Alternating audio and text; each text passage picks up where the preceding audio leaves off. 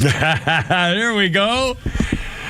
It's Friday. How's it going? Look out, it's only me. It's only the Kimmer.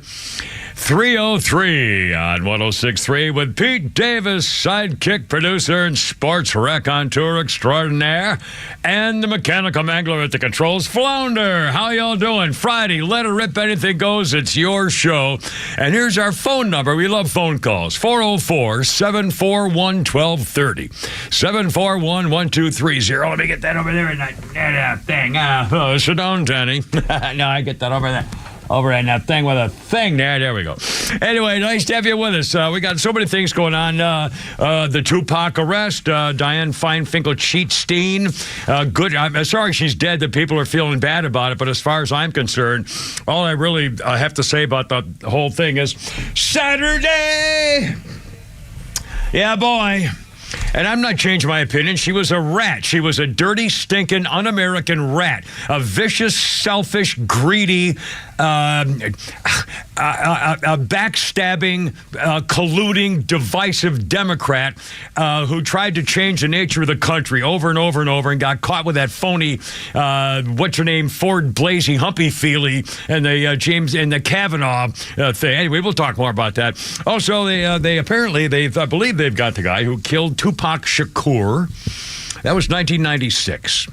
And I guess that's a huge story. Now, I don't know, Flounder, you're of that age. Is that a thing here at the moment? Or of a Tupac because it went unsolved forever. Yeah, and I believe, I'm not too how far the other death with Biggie Smalls, who was the guy in New York who was shot and killed. And they never found out if the shootings were linked or anything like that. So it'll be interesting to see if any of that all comes to fruition. Yeah. Pete Davis, how's it going up in the mountains of Macon, sir? Pretty good. I don't think we should be popping the police on the back about good police work here, considering the fact I think the guy they just arrested actually admitted to killing him in his book. Yeah, he did. He had a book, and he said he said the shots came from the back seat where I was sitting. He didn't say, which is it's kind of a symbol. It's something you might want to look into. Anyway, well, by the way, as I understand it, I think it was his cousin or nephew, or his nephew, I guess, was also considered a prime suspect.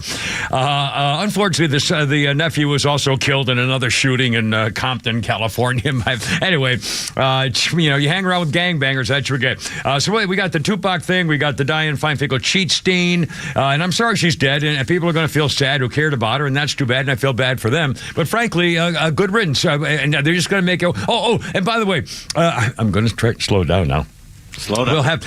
Here we go again. You Democrats, you lousy, stinking hypocrites.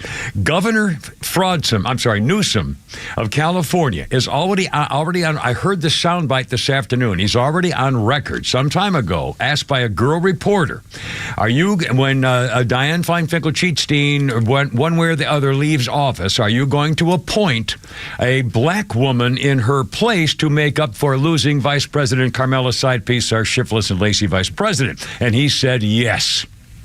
Are you going to appoint a black woman? He said yes. Well, you know that Adam Schiff for Brains wants that seat, and he's going to be running for it. So now the guy. But here we go again. Before we even, this is amazing. Just like Putty Tat, and just like President Crime Family, the murderer in chief, he picked a vice president based solely on gender and race. He picked a woman for the Supreme Court based solely on gender and race. And California Governor Newsom is going to be the next presidential candidate for the Democrats, I think, without a doubt, is also going to pick a replacement on the on the United States Senate based on only gender and race. Ladies and gentlemen, those are three incredible examples of racism and hypocrisy and completely anti the United States Constitution. And they're getting away with it. This is not America. Rubbing Martin Luther King's face in it again. And we'll tell you, Ruth Bader Ginsburg, don't forget, she's the one respond. She was so selfish and greedy. I think it was Putty Tat told her to resign when you found out she had cancer, and she refused, and then eventually hung on, and all of a sudden got replaced by a Republican. So because of Ruth Bader Ginsburg's selfishness and refusing to resign her seat and get replaced by a Democrat who could have appointed one, no, sir. Anyway, well, fine, you get what you deserve, so screw you. James Comer This is beautiful. Here we go, boys. I think this might be the thing. He has now, actually last night, issued subpoenas. Now, he has issued subpoenas for records, account statements, direct deposits, cashier checks, wire transfers, electronic, credit debit card loans, loan documents, other records related to Hunter Biden, his shell companies, all of them, plus the brother and son of James Biden and the son Hunter, subpoenas for their bank records and their company bank records. And here we go. If the bank records don't lie, Comer said last night, and along with the witness testimony, if Joe Biden is proved to abuse his public office for his family's financial gain, it's a crime. Anyway, we'll see. Not that it's going to make any difference unless they arrest him for a crime. If they impeach him, they'll never convict him because of Georgia. But if they arrest him on a crime, that's a whole other issue. And I don't, we'll see. Anyway, speaking of crime, one of the guys in the Florida, he's called the guy who walked off with Nancy Pelosi's lectern guy. He was in the Capitol building on January mostly peaceful Ashley Babbitt Day, shot in the neck by a rogue murderous cop who got away with it and became a hero after shooting an unarmed protester woman. Anyway, so this guy carried off Nancy Pelosi's lectern, immediately went to jail, and he was prosecuted by the U.S. attorney who just got caught stabbing a guy several times in a fight over a traffic accident, and the guy who tried to prosecute the January 6th guy is a prosecutor who then just got a deal and tried to put the other guy in prison for a year. I mean, to talk about, again, the hypocrisy in the two-tiered system. I'll explain it better coming up a little bit later on when I have more time as we move along to 310. 310, I can't believe it. Also, more Border Patrol agents cutting through the fence again, helping the people come across at the border. Elon Musk went to the border himself. What do you suppose he just wanted to check it out. I guess, had nothing to do. I don't know. Maybe he's got a solution with his billions and trillions. Also, we're going to hear about Zuckerberg, the Martian Zuckerberg, with his new sunglasses that are AI, and you can communicate while things are happening. And I don't know. I'm a little nervous about it. Also, I did watch, Pete, you asked me last night, or on the show late yesterday, about the Golden Bachelor show. Larry Wax tweeted, "Why is the Golden Bachelor on so late?" I know. Well, it was 8 o'clock, actually. But, the early dinner, 4:30, 5:45, and then you have to stay up late enough to watch it till 9. Oh, my God. It took me like 9 attempts between last night at 8 o'clock and today before I left at I'm doing Fitchkin the News at 11:45 at noon to finally mostly finish it. I'm still having, it's so cringeworthy. And I thought to myself, oh my God, after watching that, I don't think I should ever even mention the words dating, women, romance. Oh God. And by the way, one of the chicks is from Doraville. A 75-year-old black woman with glasses is from Doraville. I think she's a financial investor. I've got a story here somewhere. And she's real sweet and real nice and real perky. And they're all showing off. Oh, my God. Anyway, we'll talk about it. Also, a couple of sports things, if I could only find them. I know Pete will talk about this later when Holy Crap at Sports. The Braves are opening their postseason workouts to the fans next week. Which is nice. Let's see. You can register for workouts. Have to visit Braves.com postseason. You can claim an invitation. One of 3 workout days, limited to 1 invitation per adult. Under 18 won't need an invitation, but have to be with an adult who does have one. Anyway, you can check it out, Braves.com. And we got Braves in town. It's Cubbies, right? The Cubs this weekend? Nationals. Oh, it's well. See, that's we just finished. That's right. I'm sorry. That's right. The Nationals, of course. Well, good because we'll whip them badly. Anyway, we got so many things. We got Holy Crap at Sports and Skynet and things and more. Oh, by the way, Pete, I noticed one of the reviews on one of your TV shows you've been telling us about, The Creator. The movie. They were the movie. Yeah, they were. I'm sorry, not the movie. They were not impressed. Okay. When was the last time you cared or bothered to read a critique of a movie in a newspaper? Well, I read everything in Al Jazeera Constipation just because there's not much in there. But also there's a review of The Expendables, the latest one, I guess version 4 maybe, with Jason Statham, who I love, and Megan Fox is in it, and they gave it a D+. So I don't know. Anyway. I mean, those people, they're so all elitist, and they don't like anything the masses like, so you know with it. So anyway, so Let It Rip Friday, anything goes. Let's Let's have some fun. We love your phone calls. We'll try to monitor you on YouTube between Pete and Flounder, and we got to get ourselves a stewardess in here, that's for sure. And we have some Flounders funnies. Hopefully, possibly, we'll get something right here going on. And it's a fun day. 404-741-1230. Love to talk to you. What do you think? Anything goes, as always, with the Giver, Pete, and Flounder. Hope you're having a happy day. It's freaking Friday. Let's go. Here we are.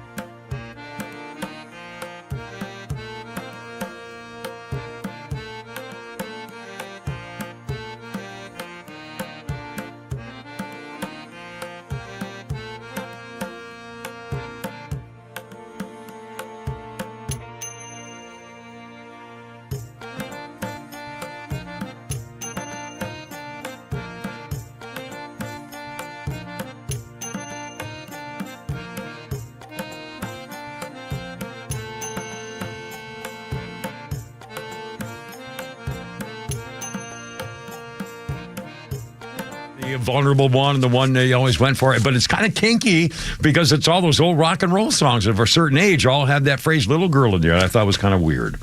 Anyway, I'm sorry. I got totally I think the creepiest one is Bruce Springsteen's Hey Little Girl, Is Your Daddy Home? That's got yeah, bingo. Do you have a dog? Are you there all alone? I mean, yeah. You have an alarm? I'm on fire. I'm on fire. Yeah, I have a country version of that's even better than the one he did. Well, see, but isn't that amazing? I don't know why they just popped it in my head, the phrase little girl, and it's so kinky. And again, I remember because I'm of that age, 50s and 60s music, it was filled with it. Anyway. Can't you go on Nexus, Lexus, or maybe use AI to search all the songs and find it? Probably, but I think you'd be amazed at how many times, and I'll bet there was a time, must be a time at which they stopped using it because it then became offensive, maybe late 70s, after the meme, or after the hippie, or the, women's movement. I don't know. Anyway, I'm just curious about it. And now we were playing that song, Flounder picks our music, as you know. The original contract on this day in 2015, the contract signed by the Beatles and the manager Brian Epstein, sold at Sotheby's auction house for $548,000. The contract was made in 1962, said to be one of the most important contracts in popular music, marking the beginning of the band's journey to international fame. Well, 1962. Yeah, but what are you going to do with it? Well, what are you going to do with anything? Well, about the guy just paid, I forgot who just paid $500 million for something, and you can't possibly display it anywhere. I mean, it would just, whatever. No. You just to have it, just to say, I own it, it's mine. If you don't put it in a museum, then you're just a selfish kind of. I mean, so it's gone forever for the world. I don't know. I mean, I don't know. I can't imagine having that kind of money where you would selfishly want to, I don't know, keep it for yourself. If you have the kind of money that you can afford that, it seemed to me that you want to brag about showing it all. I don't know. I don't know. And again, Laura, just for the record, I know the big game tomorrow night, Saturday night, it's got like $1 billion freaking dollars, and I swear to you, I promise you, I'll keep maybe 80 grand. Okay, 200. I'll keep. If I win $1 billion, I promise I will keep maybe like 200 grand, pay off my debts, maybe buy a new car. That's it. Okay, everything else goes away. I give it to everything else. I give away. Amen. Sorry. Sorry, I just won the lottery. Quick birthday of note. Ian McShane. Geez, we just had an old guy die. And here we go again. Ian McShane. Very famous actor, 81 years old. Al Swearingen on Deadwood. He's dead? Yeah, he's dead, 81 years old. No. Yes, sir. He was my favorite actor. I'm sorry. I got that totally wrong. It's his birthday. You son of a... I'm so sorry. From the Battle of Britain to Deadwood. No, it's a birthday. Wick. I'm sorry. I'm sorry. I said now I've just corrected it. The man is fine. He's doing great. He's 81 years old. Richard. Well, just stand by. Well, I have my whole list here, and I guess this is one reason you want me to stop doing them, I guess. But I'm going to fight it all the way. Ian McShane is 81 today. Al Swearingen on Deadwood. Blackbeard in the 4th Pirates of the Caribbean. On Stranger Tides. He was also Brother Ray in the 6th season of Game of Thrones. Yeah. But they didn't even mention here John Wick. He was the guy who at the hotel kind of. No one's seen it. Oh, everybody's seen it. There are 4 John Wick movies. My God, man. I haven't seen him. I tell you what, the Al Swearingen character is up there Deadwood. in the top 5 characters of all time with Tony Soprano. Well, I mean, it's an Archie Bunker. It is one of the greatest TV characters of all time. He has the look and the voice and the demeanor. I mean, it's like it's a perfect combination of when he tries to do something. You know what I mean? It really fits. It really is a fitting character, whatever he's doing. Let's see. Oh, I remember this. I covered this story for ABC television in 1982. A young Illinois girl takes an extra strength Tylenol capsule because she didn't feel well. And she died the next day from cyanide poisoning, placed easily inside the capsule in the store by somebody. 6 other people did the same thing until someone finally figured it out. Although the killer may never be truly known, it led to tamper-proof bottles. And I was there. I covered the story. I remember, man, it was freaking scary because they had to take, they had like 1 million bottles or more, I guess, probably. They took off all the store shelf, and everybody in every pharmacy had to check every bottle of everything. What year did those killings stop? I don't think they kept going. Yeah, when did they stop? Well, give me a year. 1982. When did you leave Chicago? 85. No, wait a minute, let me think. Yeah, I think 85. Huh. Yeah, there. Well, yeah, okay, all right. Oh, God, I wasn't on Ambien then. I was not on Ambien. That was not it. That was not the one. Don't try to tag me with that, mister. Probably, maybe. Although well, never mind. There was a whole other thing going on when I had to take care of something for revenge and singing I had to pull off when I was really 323. Oh, by the way, I just saw this for the record. Now, it's not too early to, in this case to be freaking you out about Thanksgiving travel plans. Guess what? Hartsfield International Cheating Mayor Airport is closing the entire South Economy parking lot in October for 3 years. Why? 3 years. Oh, they're upgrading. Yeah, they're going to upgrade. Yeah, they're going to add space. What's going to take 3 years to fix a parking lot? Well, they're going to make a 7-level parking deck with 6,500 spaces and 1,300 surface lots, a part of a 12-year project to renovate and reconstruct the Atlanta airport's aging domestic parking decks. Why don't they just make MARTA safer to take there? Well, yeah, I mean, you would think. I used to take MARTA. In fact, when I lived in an area where the bus, I drive to the bus stop, MARTA thing, the train station, I'm sorry, like in Brookhaven or whatever. Yeah, we lived in Brookhaven. And I parked the car there, get out and hop on the train, and zoom, you're there. And then, it was very easy, very easy. And at the time, you could trust nobody's going to break into your car. After a while, we didn't trust it. But if you have good enough security and enough places to go, hell, otherwise you're relying on taxis, Uber, and your friends. Which is, guys, for 3 years. There's actually a service up here in the mountains that will take you and pick you up and bring you back. Oh, there's a lot of airport taxi services. In fact, if I ever need, I don't do Uber or Lyft. I don't know how to do that. But I called my taxi. I got it in my phone. I have my taxi number. It's a Spanish taxi. I only use my Spanish taxi cab guy because I'm not a racist. And he also has an airport service. They all do. So you can get there. But still, 3 years. Hey, Pepe, andale. Oh, my God. Okay, the Tupac thing. They've arrested a suspect in the death of rapper Tupac Shakur. Dwayne Keffy D. Davis, arrested this morning in Las Vegas. No relation to Pete. In his 2019 tell-all memoir, this very fellow himself, called Compton Street Legend, said he was in the Cadillac when the gunfire erupted during the September 1996 drive-by shooting. Police raided this guy's home in July and said, "Come out with your hands up and your hams empty." Yelling in the video as blue and red lights lit up the otherwise quiet neighborhood in the city of Henderson, Las Vegas area, where we're 20 miles from the Strip. They seized a Pokeball, USB drive, an iPhone, 3 iPads, 4 laptops, a tablet, desk computer, external hard drives by the number, copies of the book Compton Street Legends, a Vibe magazine about Shakur, and 2 black tubs of photos. They got his notes, writings, ledgers, handwritten or typed documents, anything about Shakur.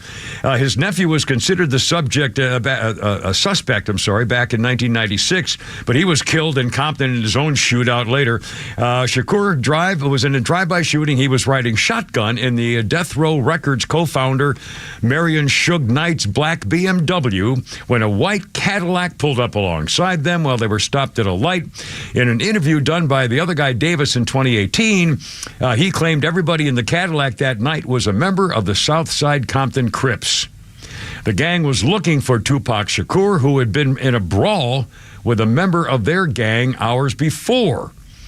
He admission in the Unsolved Murders of Tupac and Notorious B.I.G. documentary, he revealed that the gunshots came where he was in the back seat. Shakur was 25 years old. His record, All Eyes on Me, was still at the top of the charts, 5 million copies sold at the time. Anyway, the 1996 murder of Tupac Shakur may have been solved. They've arrested the prime suspect. I'm shocked, I tell you, absolutely shocked that a Caucasian was not behind that murder. Well, You know, it's not really like the brothers. You know, they're so musical. They're just with all the music teams together. Tupac's Shakur's music team, B.I.G.'s music team. You know, they're all kind of East Coast, West Coast. Yeah, they're just the teams of music. The Harmony Boys, they used to call them. Well, not boys anymore. The Harmony Men, they called them. They changed that before. Thank God I caught that one in time. I hit that dump on there, Flounder. They're going to dox the hell out of me now. Diane Feinstein is dead. Oh, darn. She's 90 years old. Sorry she's dead. But frankly, you're dying, I'm dying right now. Every breath you take is one closer to the last one. Everybody's dying who's alive right now. I've heard a very nice epitaph for her. You want to hear it? I do want to hear it very much. Carpe Diem says, I often make inappropriate jokes, but I feel I need to be more serious after the passing of Senator Dianne Feinstein. Yes. My thoughts and prayers are with the Chinese people in this time of great loss and sadness. I mean, she was a rat. And because she held on for too long and missed votes, also responsible for not having all of the liberal judges that President Scuzz-faced puke brain wanted to have nominated and confirmed because she wasn't available. She also had a Chinese spy driving her car for 20-plus years. That feeds reference to for over 20-something years. And I guess she got away scot-free when they were closing in on him. She probably warned him, they're about to come after you. I wouldn't have trusted her. Well, hell, she pulled that phony letter with somebody's humpy, feely, blazy Ford woman at the Kavanaugh hearing, and I pulled out this letter about obviously the man's part of what was it a chain gang bang rail raping what do they call it not railroad train gang train gang bang train gang bang train unbelievable. Anyway, I don't know. Well, that's how preposterous and all. And then they said, Mr. Feinstein, did you release? Oh no, I don't. No, it's not my. No, I didn't. Did you guys do that? No, I didn't release that early. No, was that you? No, it wasn't me. You dirty rat. Rest in peace on your way down. She's going to hell, I guarantee, and she's probably going to drag Pelosi with her. 3:30. Kevin Pete and Flounder. Look out. The track hits your eardrum like a slug to your chest. Like a vest for your Jimmy in the city of sex.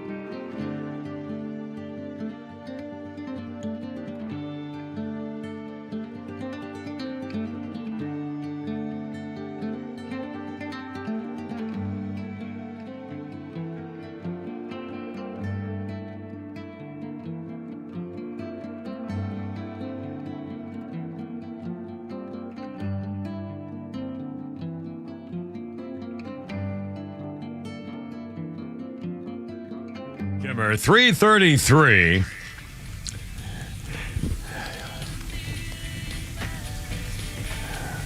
I wonder if you'll recognize this song, for those of you who may not immediately. It was on this day in 2012. The British press reported there was a girl working down at the chip shop. That was at fish and chips, French fries. Is that what the chips are, right?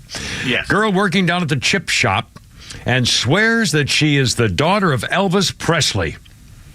After Lisa Marie Presley was spotted serving up deep-fried treats on a mobile motor home called Mr. Chippy. The 44-year-old Lisa Marie Presley, offspring of Elvis and Priscilla, donned an apron and cooked battered cod for the locals.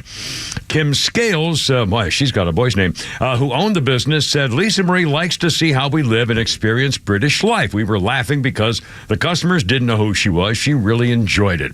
The singer had moved to the quaint village of Rotherfield, East Sussex, 2 years earlier in 2010 from Los Angeles. So that's kind of cute. I like that story. And a birthday of two. Let's see. What was I going to do? Oh, the hideous Bryant Gumbel, 75. Is he still doing an HBO show? I believe he is. The Inside Sports thing, I believe, whatever it's called. I think I've seen it as I go through. On Sunday morning, when I go to bed Saturday night, I usually put my TV, I just leave it, I don't even turn it off anymore. I just leave it on and turn the sound down. In case, the SWAT teams are looking to see I still might be up, and so they got to be careful how they come in the house because they see the light on the TV on from the back deck. Anyway, so I leave and I always put it on ESPN, and then when I come in, I think I see in the guide, I think he may still be doing some kind of show. I remembered man, he was cheating on his wife so many times, so much, so often. Everybody knew it, and she finally dumped him. Then he's been with this other girl, Hillary, the one he was cheating on her the last time with, married her, and then she was. I did an article, an interview, and I remember reading about that, where Brian Gumbel is so much of a loner. He's a grump and a grouch, and he doesn't like people. And she says there were so many times when people and friends would come to the house for a party or dinner, whatever, and he would never leave the den. He said, I just don't feel like it. And she said finally she didn't give a damn and just stopped caring about it one way or the other. And of course he's famous for his mother living in squalor in Chicago with a tiny apartment, no car, has to take the bus to work, and no air conditioning and no heat half the time. And he says, I pay everything for her, But he didn't. He loved his father, who was a horrible disciplinarian with him, and never liked his mother, and didn't take care of her very well in Chicago. And it was a very famous situation, and I've never kind of forgiven him for that. Okay, one more historical note, and we're done. 1789. Congress establishes the modern U.S. Army. The War Department set up this so-called Army with a strength of just several hundred men, about 400 men, but it began, the U.S. Army, on this day in 1789. In fact, I was just reading this morning, there was a congressional committee has now come out with a study, and they showed some of the pictures of what they found in military housing on military bases around the country. Squalor, filth, broken toilets, seeping, oozing stuff, mold, mildew, appliances that don't work. Trust me. I mean, this is, not much has changed, and it's getting worse. It's definitely getting worse. Well, did you see where General Milley retired? And in his speech, he's wearing all his Panamanian medals and all that other crap that fills up his entire chest. Dwight D. Eisenhower didn't have anywhere near the amount of medals that this idiot's got on. And he's basically going off the ice. We swore oath to the Constitution, not wannabe dictators. Yeah. Well, and by the way, for the record, and I'm not naysaying anything, if you served and you went to a geographical area, then you can prove it. What you see on the chest, when you see all those ribbons on the chest, most of them are ribbons for where you've been or what unit you were with, which is good. I mean, in other words, just because looks ridiculous. Because he went to Panama, you get a Panama ribbon. No, I didn't. I said Panamanian because he looks like Manuel Noriega with all this stuff on. Okay, well, but for the record, for those, because I'm not sure people know this. And when you see somebody in a uniform and he's got all these rows of colored square, rectangular things, those are ribbons. Some of those represent medals. Most of them are ribbons. If you were in the service service and you get stationed in Korea, when you get there, you get a little ribbon that says you have been to Korea. In fact, you could look up military decorations and so forth, and there's 1,000 of them. So anyway, so most of that stuff just shows that you've been there a long time or been a lot of different places. Now, obviously, there are medals represented by those little ribbons, which are for the Purple Heart, Silver Star, Medal of Honor, things like that. So anyway, just for the record, just because you've been a lot of places doesn't mean you're particularly a war hero. Not that I'm not saying anything negative about it. I would never condemn anybody's service. I'm just saying don't be misled. Don't think that he's got 45 Navy crosses, okay? So, I'm just for the record. And the man's a scumbag, by the way, as far as I'm concerned, with his damn consideration about freaking pronouns and pedicures and how he's telling people in the military now, if you're in a squad bay, or I don't know what the hell the Army calls it, a barracks, and some Tinkerbell walks in, guy wearing a freaking dress because he wants to, transfer to the girls' unit, but he still wants to take a shower with you guys, the hell with him. I mean, it's ridiculous what they're doing. And I'm still fighting with a VA. They don't give a crap about us. You think their chances of me, I got a meeting after, it takes like 8, 9, 10 months. So I got a meeting next month to go see it. Yeah, you think I have any confidence that, please. What a crack. I'm sorry. Let's move on. A surprising story. We talked about I'm so excited about these subpoenas by Comer. The House Oversight Committee chairman, he's subpoenaing not only Hunter Biden, but brother James Biden, and he wants all their bank records, all their shell companies, all their business associates, Eric Schwerin, James Biden, Lion Hall Group, LLC, JBBSR, Skinny Atlas, New York, Oswego, one after another, all the records, all their credit cards, debit records, electronic transfers, wire transfers, and let's remember, just the other day, Comer, it was a couple days ago, Comer revealed the other night that the Chinese Communist Company wired $250,000 to Hunter in care of Daddy's residence. Clearly linking. I mean, come on. What more do you need? Anyway, a little bit more in kind of political stuff. And maybe we'll have a little fun here talking about TV. And oh, God, Taylor Swift is back, still in the news, too. And we'll do a lot of sports stuff with Peter, too. Donald Trump, I couldn't believe this, but they must have a good reason. Donald Trump has decided not to keep trying to get his latest court case thrown into federal court. He's staying in Fulton County. Now, his attorney is Steve Sadow, who's one of the best in the world at what he does. Very famous, among other things, a celebrity attorney, but that's unfair. It sounds like he's just a Hollywood guy. That's not true. He's a great lawyer. And he says, I have well-founded confidence now that his honorable court intends to fully and completely protect his constitutional right to a fair trial. So they're putting it all on the judge.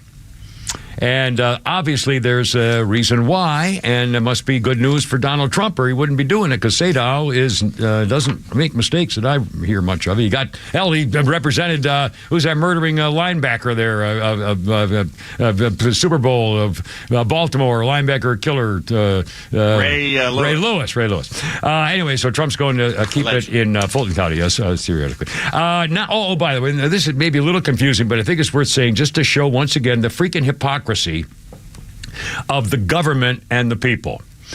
A Florida man who was known for carrying Speaker Nancy Pelosi's lectern in the House Capitol is blasting what obviously is a double standard after a Justice Department prosecutor who prosecuted him and demanded strict bail terms for the lectern guy. That prosecutor himself has been arrested in a road rage stabbing outside of Tampa, where he stabbed another guy many, many times. The prosecutor who demanded strict standards for the bail of the Florida guy walking with a speaker, that prosecutor stabbed the guy a whole bunch of times and got out. Here's what happened. The man who carried the lectern guy is Adam Johnson. The lectern guy is Johnson. Johnson says, I hope that victim's doing okay. Johnson noted that the DA named Scruggs, okay? Scruggs is the prosecutor, tried to get Johnson put behind bars forever. Scruggs, he says, is innocent until proven guilty, but here are the double standards. Mr. Scruggs has been accused of aggravated battery, aggravated assault, and armed burglary, all of which are felonies.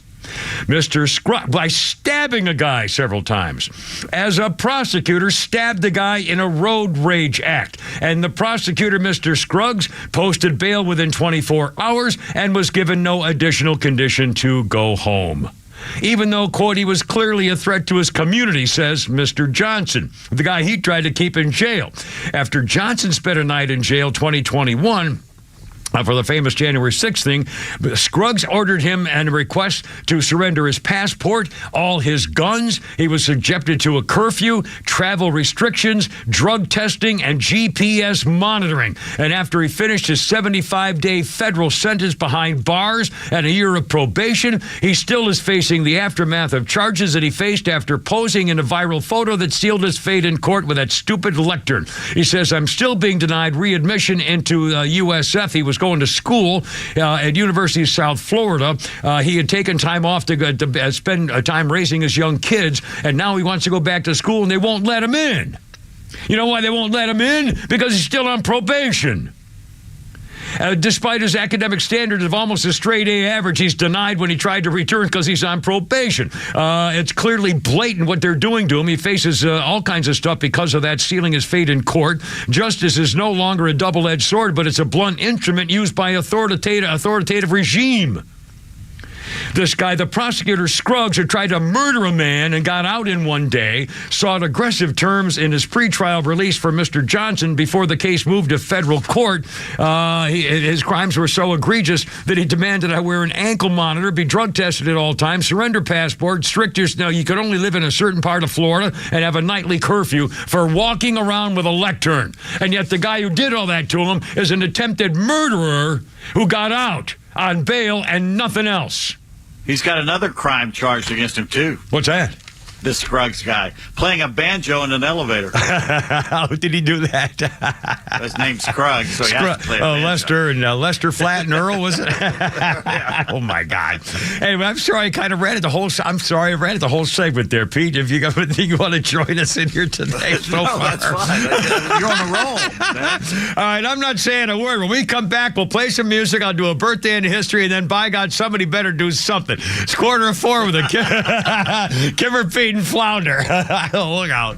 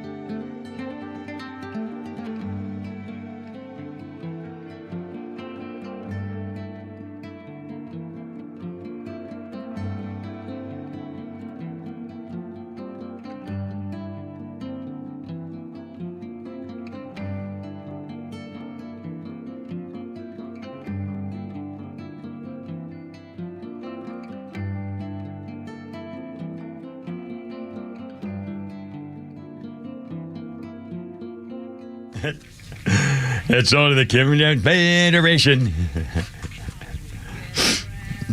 Goodbye, generation.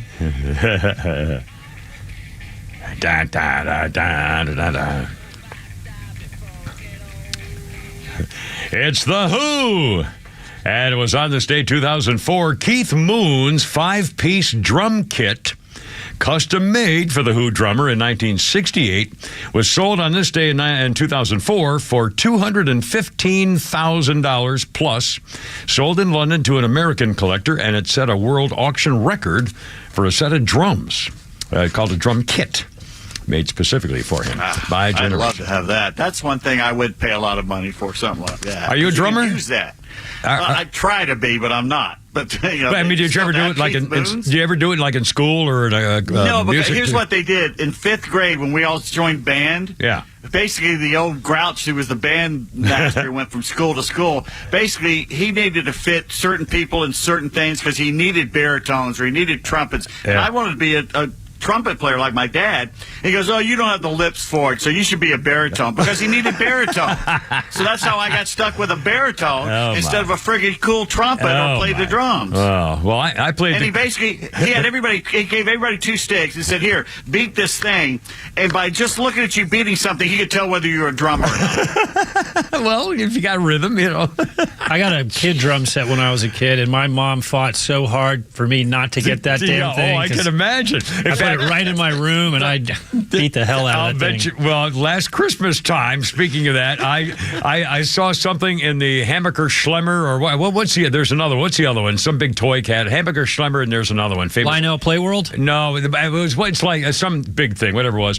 And they had one of those lay down on the ground piano keyboards that they did in Big. And then Big, where you step on, you jump on, and I said, oh, and they had like a smaller version, but it was like $100 or something. It wasn't like an expensive thing. It was a couple of years ago for Christmas. And I said, oh, I called my daughter Sarah. I said, oh, I'm going to get this for the kids. And she said, if you get that, I swear to God. No way she wanted to have that thing in the house, because the dog would be running over it every time they got it. Anyway, I used to get the little plastic bowling kit for my nephew. Oh, my. Well, I played the cornet, and the band. Our parents made us take an instrument. I had to play an instrument. All my brother and sister, my sister took piano, my brother took piano, and I played the cornet, and we actually had to have lessons in the summertime and everything. I mean, they were serious about learning music in our house. And then the band director in 7th grade or whatever was found out that my father has an old trombone up in the attic that he played when he was a kid. I think was probably 50 years old back in 1958 or what, 60. And so they said, well, you're now a trombone player. So I've got that out. He taught me how to play that. I became the first chair trombone in the All-State Band. I still have that baritone, by the way. I haven't touched it in 20 years or something like that. But okay, the kid in 5th grade, if he wants to play this instrument, let him play that instrument. Yeah, absolutely. Why force them to play another instrument they don't want to play? Well, I don't care if you have a band that's 80% trumpets, then have an 80% trumpet band. Yeah, it's silly. I mean, why would you want to discourage a kid in any way if he's interested at all in music? Go, God. I mean, anyway, but again, you know, we're old-fashioned where you want to have people just do things that are natural instead of making them fit a category. God, you know what? I can't. This is exactly what's going on. This is exactly what's going on today, only a way, way, way worse. Anyway, we'll division and putting you in a category. In fact, we'll talk. There's more fighting now going on about gender. One of the biggest operators of, well, I got to find the story here because I'll never do it. A conference on biological sex in human skeletons. Anthropologists, the largest association of anthropologists in the world, have had to stop a conference from being held because people are afraid that they'd get into whether there are not more than one gender or 2 or 3 or 9,000. Over arguing about anthropology of skeletons. I'm not making this up. In fact, I've got some reaction from people who are saying, here we go. Now, you know, it's trannies against gay people. All of a sudden, the whole thing is now there's another angle. It's not just gay anymore. before, now it's gay and tranny. Anyway, so I don't know. Gay people need to wake up and realize the trannies want to replace you. Yeah. Well, again, I've got some stuff I'll share with you shortly. I got to find it here in a second. Let's see. It's 3:50. Oh my God, it's 3:53 already. Well, that anthropologist from San Jose State had to come out and say, "Come on, we're dealing with people's feelings over actual facts. Come on, you got to deal with facts, not feelings." Like the woman said today, you can't go through life using feelings, and that's what these idiots want to do. They're 1% of the population, and we're changing 25,000 years of human society for these freaks. Well, here's what it was: a a convention of anthropologists, the biggest one, largest seminar type thing in the world, and they had an event to discuss the importance of biological sex in the context of studying the human skeleton. But because of transphobia, they cut out the panel. The event in question was to discuss, quote, sex identification, whether an individual was male or female, using the skeleton as one of the most fundamental components in bioarchaeology and forensic anthropology. One of the speakers, an anthropology professor at San Jose State, said in an interview, the field has been nosediving into an off-the-rails agenda with activists pushing for some facts to be replaced with feelings. Anthropologists develop more precise metrics to determine the sex of the human skeleton they study in the field. The more they get attacked for knowing and being able to determine those differences. Who tells the story is more important than the data, which we obviously know is not true. Just as we're getting better and better at identifying what's male, what's female in the skeletal record, we're getting more and more attacked for knowing how to do it. In response to some of these leftists saying, well, you're just very much anti-science. You're politicizing a lobbying campaign. Anthropologists are quite rightly finding this chilling declaration of war on dissent and on scholarly controversy. Excuse me? I don't think that's really the issue, is it? It gets worse here. The Anthropological Society actually put this statement out.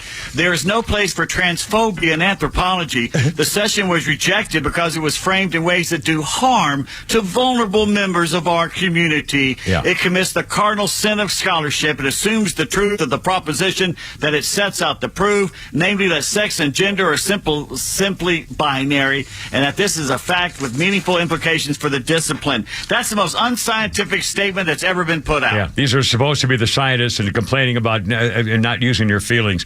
Some of the reactions on this entire issue going on here, there was a woman who tried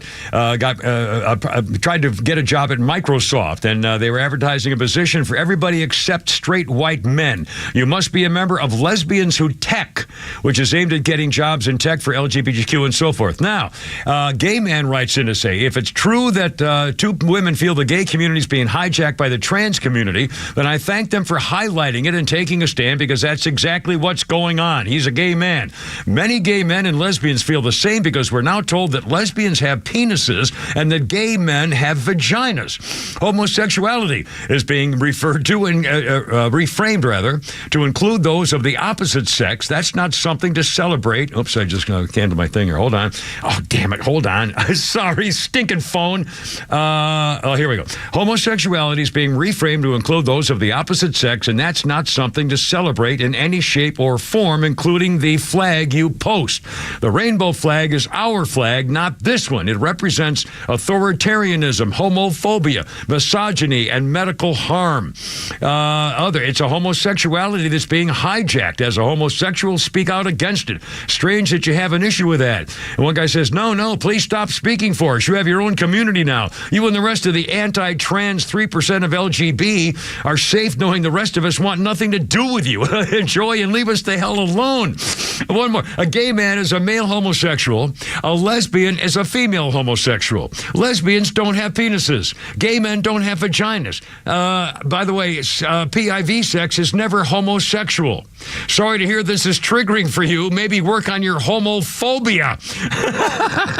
Oh, the revolution eats itself. Yeah, I mean, by the way, the trans community, specifically piece of crap women, POC women, Yeah, people of color probably. Lesbians and drag queens are why you have rights today. The L&T literally made you somewhat safe place, you trannies. You cannot remove them from history, and I've wrote papers on this. What I'm talking about, there's no LGB without the T, and now they're trying to take back as part of that. I don't understand it. I mean, this is unbelievable. The fact that we're even talking about it's in print. Well, it's an issue. Vivek Ramaswamy in the debate said that transgenderism is a mental illness issue, and he's being killed for that. Yeah. But it's exactly what it is. Yeah, it's not reality. It's not normal. And again, it's not to say, well, my personal opinion, again, I got threatened with death. I'm under a death threat by a tranny because he thinks I have something against his humanity. I don't. I regard you the same way I regard any other human being. No better, no worse. However, if you're trying to make children change their gender or their sex and so forth before they're adults and make their own decisions, then you're going to burn in hell. But the other thing is, I don't care that you're a tranny. I don't care. I'm not afraid of you unless you're trying to kill me. I'm not afraid of you. I don't care about that one way or the other. It doesn't make any difference to me. But stop trying to force things as though I suddenly have to look at you as a different kind of category other than human. I'm not in that. I'm not going to do it. Yeah, you can call yourself whatever you want. It's America. You can do whatever you want to your body. It's America. Yeah. But don't expect me to go and play your game. Right. That's your game. Yeah. I don't have to play it. Yeah, and if you come up in a man in a girl's dress or something and trying to rub your fanny in front of me, you're going to get a bad reaction. It's at 4 o'clock. I'll show you that later. I know.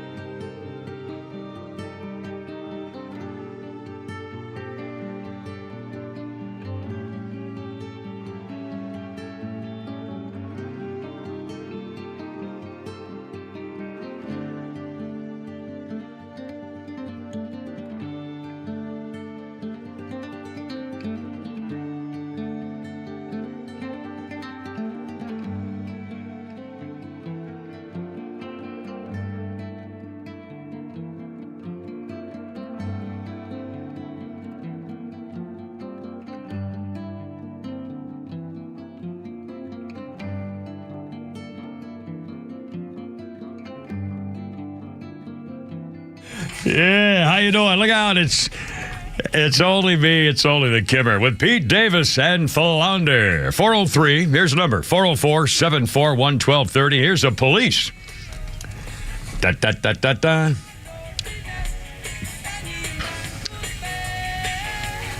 They have a distinctive sound. I think you could always tell what group this was. Even I could probably pick out the police from other groups of similar nature.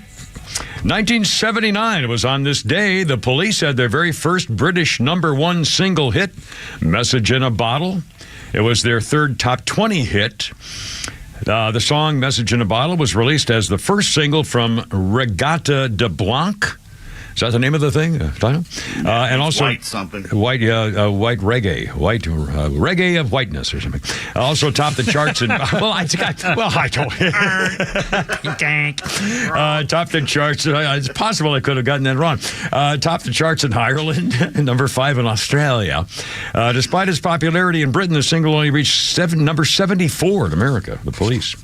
Yeah, well, that's a go. Let's see. Quick, who's a birthday? Mike Post, birthday, 79 today. The genius, who they say, who wrote theme songs to Magnum P.I., all 3 Law and Order series theme songs, The A-Team, Hill Street Blues, Quantum Leap, The Rockford Files, Doogie Howser, M.D., and The Greatest American Hero.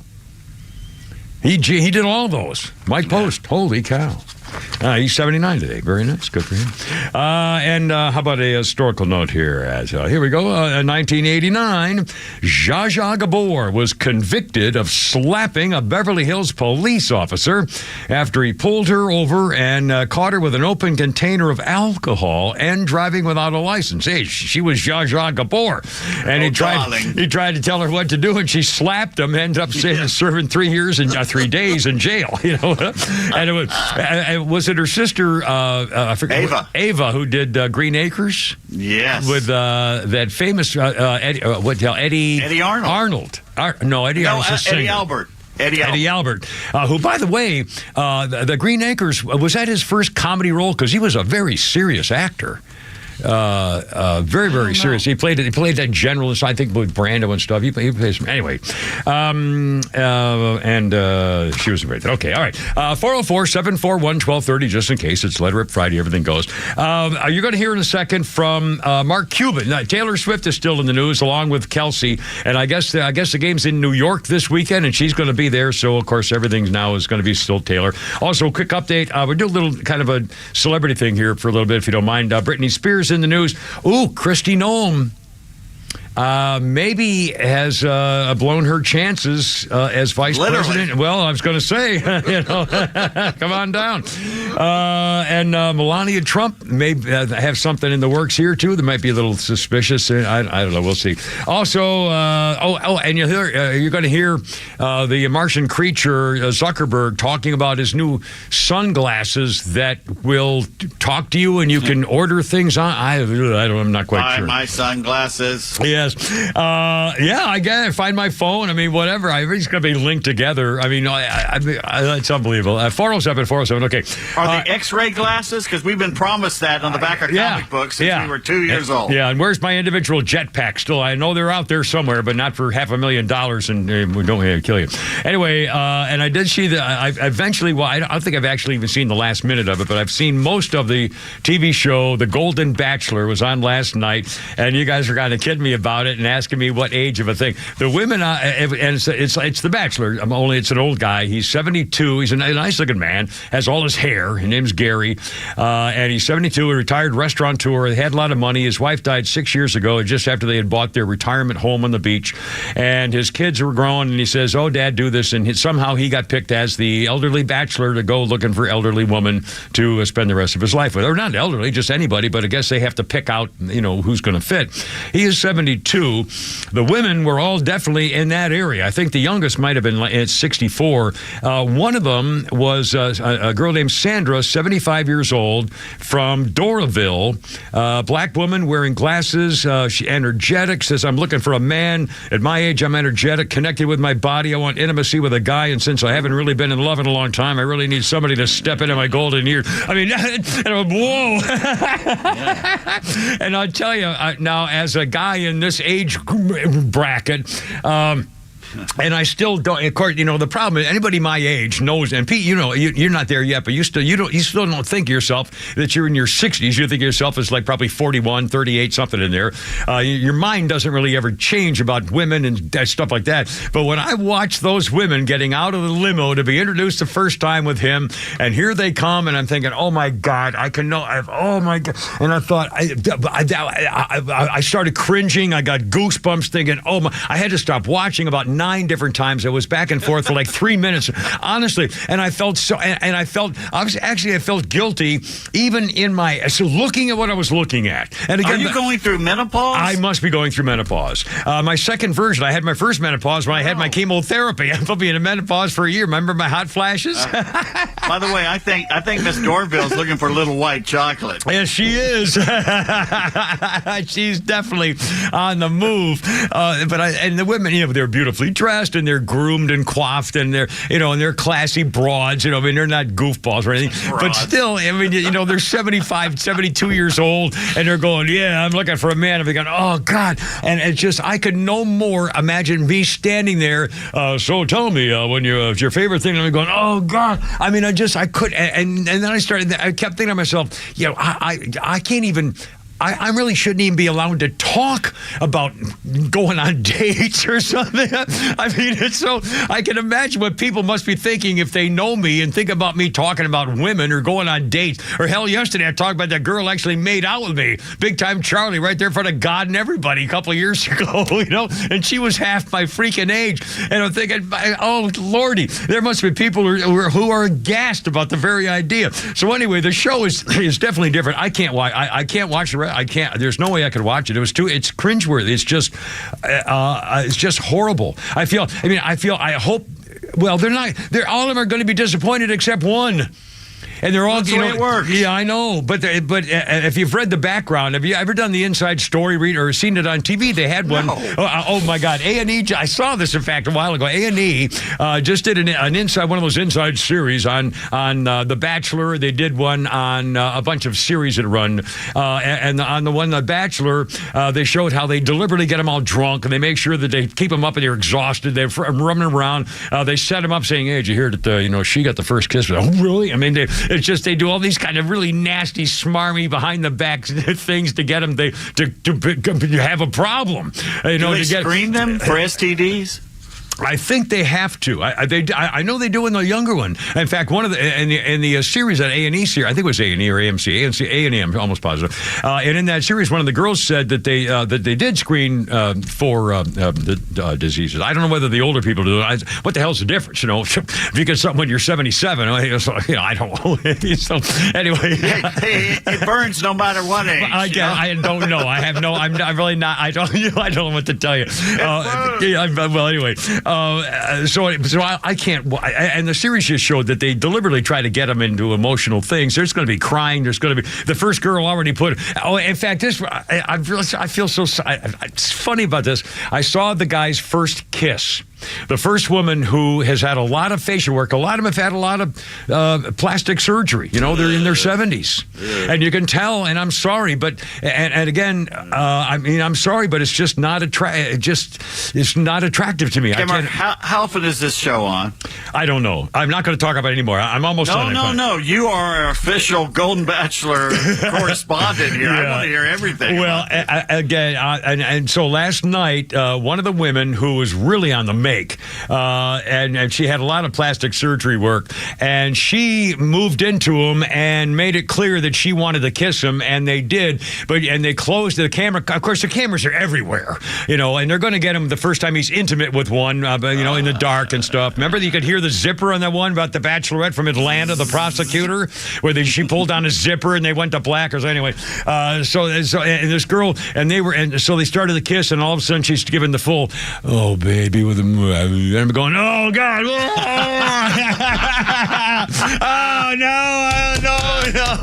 Looks like your grandfather eating ice cream. Oh no! I mean, and I thought, of course, all I want to do is kiss a pretty girl. I mean, in my head, I'm still thinking, no, I can still make out with a girl. I'm still, alive, but I'm not. You can't be making out with a 75-year-old woman like that and going, oh baby, and go, oh my God! And her lips are quivering as she slowly moves her tongue. Oh, kill me now. 413, chicka bow bow. 413, the Kimmer, Pete, and Flounder. Look out.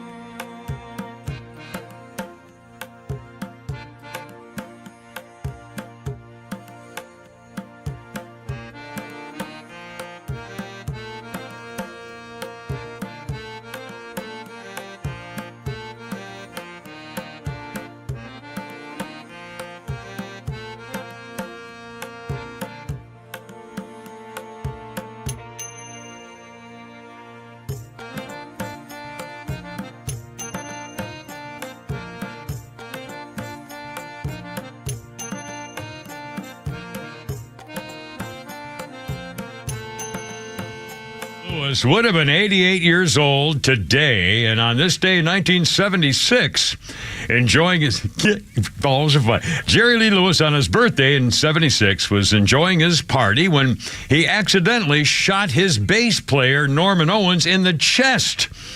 Old Jerry Lee had been blasting holes in an office door, and Owens got in the way of one. He's survived, but he sued him.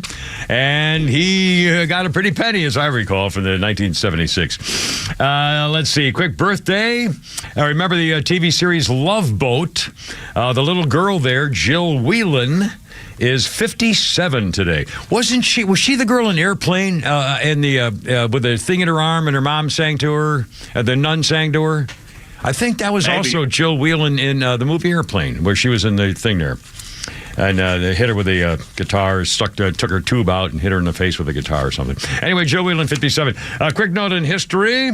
Oh, this was the day they found, in 1978, Pope John Paul I found dead in his Vatican apartment 34 days after becoming the 263rd leader of the Roman Catholic Church. Rumors persist throughout history that he was poisoned. Pope John Paul I in 1978 found dead. Okay, 404-741-1230 if you want to join us. 404-741-1230. Top news stories, breaking stories. They have arrested a guy for the murder of Tupac Shakur back in 1996 in Las Vegas in a drive-by shooting. And Senator Dianne Finkelstein has died at the age of 90. Another one of the selfish Democrats who refused to give up her seat, so prevented President Scumbag Pussbrain from nominating and confirming more federal liberal judges, so much to her chagrin. Much like Ruth Bader Ginsburg did. Ruth Bader Ginsburg, Puttitat told her to resign when she had cancer. She said, no, I wanted to hang on to the job, and then she died. But unfortunately for her, we replaced her with Amy Coney Barrett. So because of her selfishness, Ruth Bader Ginsburg, we got a Republican, thank God, on the court, and it was Dianne Feinstein who tried to pull that phony stinking letter business on the Kavanaugh hearing, and then denied it, that she was trying to sneak it through like a thing. Well, what a crock. The woman was a disgrace, a disaster, anti-American. She was working everything against this country for political power. Shame on her. I'm not glad you're dead. I mean, I'm not happy that you're dead. I'm glad you're gone, and I hope that one day California gets its act together if it doesn't fall off first and represent people a lot different than you were. You were a freaking disgrace, and as far as I'm concerned, I'm just glad you're gone. And I'm sorry people feel bad about you. Hold on, standing by, 420. According to the Daily Mail, bail bondsman Scott Hall has become the first Donald Trump co-defendant to plead guilty in the Georgia election case. He's the bail bondsman, is the first of the 18 ones to do a plea deal. And a surprising development, pleaded guilty today. 5 misdemeanor counts of conspiracy to commit intentional interference with the performance of election duties. He has made a deal with DA Fannie Willis. He will serve 5 years probation, something like that. They got a $1,000 fine. And is he turning on the Trumpster? Is he going to be... Doesn't say. It says accused of breaching info in voting machines owned by Dominion voters and Coffee County. So now we're Dominion voters. We're the voters of the company that runs these computers that don't seem to work. He was accused of breaking into the machine? Is that what that said? Breaching information. Breaching information. I don't know. Maybe he was trying to find out if it was counting the votes correctly. Yeah. Oh, God forbid someone find that out. Maybe doing his job for somebody saying, can you check, see if those votes are counted? Sure, be right with you. And then all of a sudden you're going to go to prison unless you make a deal? Huh. Well, thank God it was misdemeanors. So, we should just automatically believe it. It's a computer. Yeah. Why would you doubt anything with it? Oh, Lord. Elections mean things, my friends. Elections mean things, and it's going to take us a long time to get out of this mess. So anyway, let's have a little 422. Well, if they fix the elections, we're never getting out. Yeah, I know. Well, again, if a Republican loses the presidency again, and if we only have a 4-vote majority in the House, and we're still we have a minority in the Senate thanks to Georgia. If they get the House back and keep the presidency, we're screwed forever. Forever. They'll stack the court to 19 or 21 members, and they'll make sure that all elections are federalized. They'll make sure that all elections have early mail-in voting to what your last address might have been. Okay, we know that half the country hates Trump. Okay, fine. If he doesn't win, we know maybe something going on with that. But after the border problems and the Biden problems for the last 3 years, if we can't win some seats in the Senate and the House, then the fix is in. Right. I have a feeling that... Now, remember, the last time in 22, they said they were hoping... Yeah, in 22, they were hoping for a landslide in the House. Remember, they say, well, we're going to get back at Biden by having, we might make 30 new Republican members of the House. Yeah, we got like 3. So I'm hoping that this time we may actually see that, because there's been a lot of evidence in the last year and a half of what's been going on that nobody likes, including the economy. $5 for gas because you have a powerful car. Give me a break. Jeez. And by the way, if I don't buy that $5 gas, my car's ruined. I won't be able to drive it up. It'll be junk. I mean, so, I paid $3.79 the other day, so I don't know what you're... All right, anyway. Well, I don't drive to the mountains of Macon to look for your gas station. It cost me $40 to save $3. 424. Entertainment. By the way, we have Holy Crap at Sports. We have Pete's Tweets. We have Skynet. We have a couple of Flounders Funnies, I think, back there someplace. And we have some showbiz. You're going to hear... Let's hear from Mark Cuban here, Flounder, if you get in just a minute. Travis Kelce replying to Mark Cuban. Taylor Swift is still in the news. Apparently, she's going to his ball game in New York, I believe, this weekend. And by the way, the Falcons are playing in London. Again, I think that's horrible. I just hate that whole idea. Anyway, now just yell at the clouds. Then I know. On to the Taylor Swift case. Here we go. Well, last night on ESPN show, Mark Cuban, who owns the Dallas Mavericks, suggested something concerning Travis Kelce and Taylor Swift. And here's Mark Cuban speaking out last night. In or out on this Taylor Swift and Travis Kelce relationship? So I think it's real, but I'm just going to... I do too. Because she doesn't need PR. Exactly. That's what I don't understand. The woman has more security. She's like the most famous artist. Like, literally, she impacts economies when she brings her tour to a city. Thank you. So, I mean, she's literally the most popular artist on the planet right now. Not even close. So what I'm going to tell you, Taylor, if you're listening, sorry, Travis, break up with him. I got a bunch of good-looking single guys that play for the Dallas Mavericks. Oh, my God. I got you. I got you. Yeah, there you go. Trying to pimp out Taylor Swift in a joking way, of course. Yeah, well, screw you, Mark Cuban. I admire the guy because of what he's been able to accomplish, but then he says some really stupid things that just go against everything we stand for. I don't know. I don't know what he's been. He's a hypocritical limo liberal, like all the rest of them. It just rubs me. If you don't have to be that way, because you got screw you money. I mean, that's a whole different story. I just can't imagine not. Well, anyway, I don't know. It doesn't matter. So Taylor Swift and Kelce, plenty of headlines.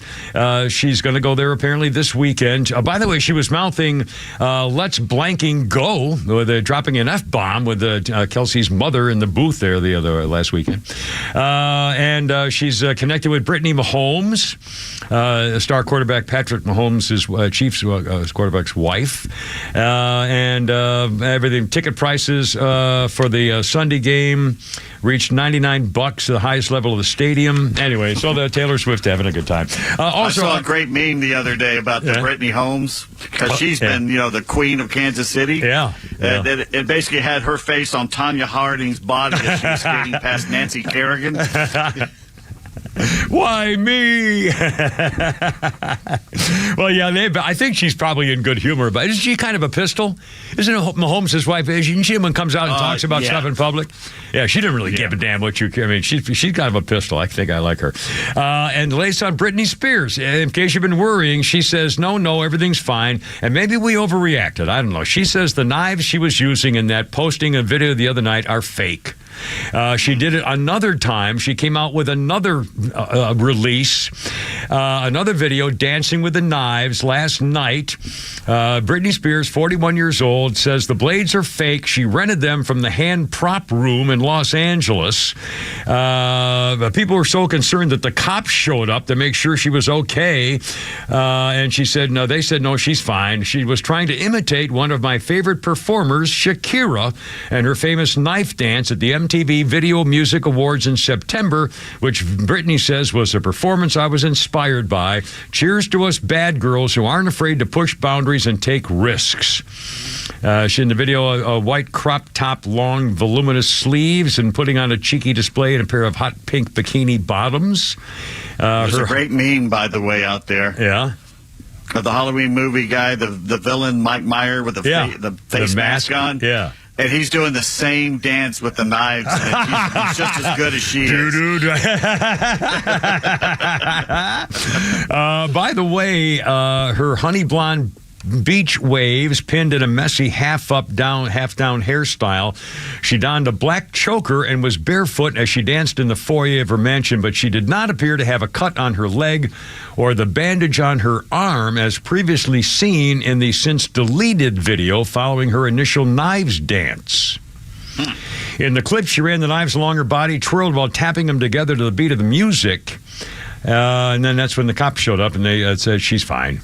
But again, she's not fine. She's half. But again, I don't know whether she's really has a serious mental problem or whether she's just kind of wacky. I mean, it used to be just kind of, we used to think this kind of behavior was, just sort of, hip or weird or, She is from Louisiana. So. Yeah, she's freaky. And again, she used to walk around in the nude till she was, 14? Or 11, 12 or 13, 14 years old. She's admitted it. She was and been interviewed about it a million times. She just thought it was natural to not have any clothes on. With her parents, family, as a 13, 14-year-old.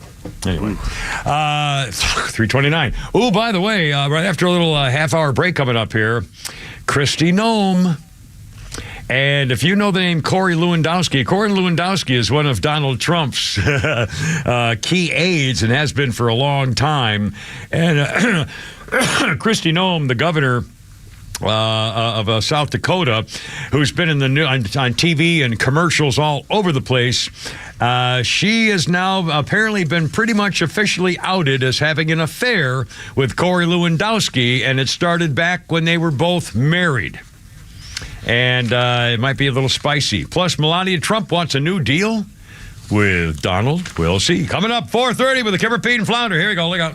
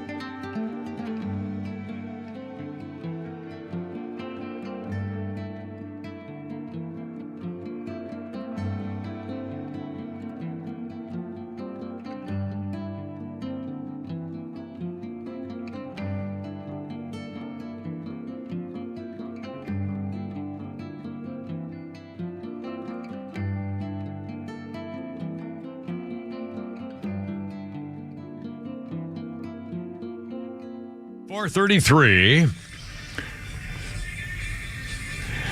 And Grand Funk Railroad on this day in 1973 went to number 1 in the singles chart with We're an American Band.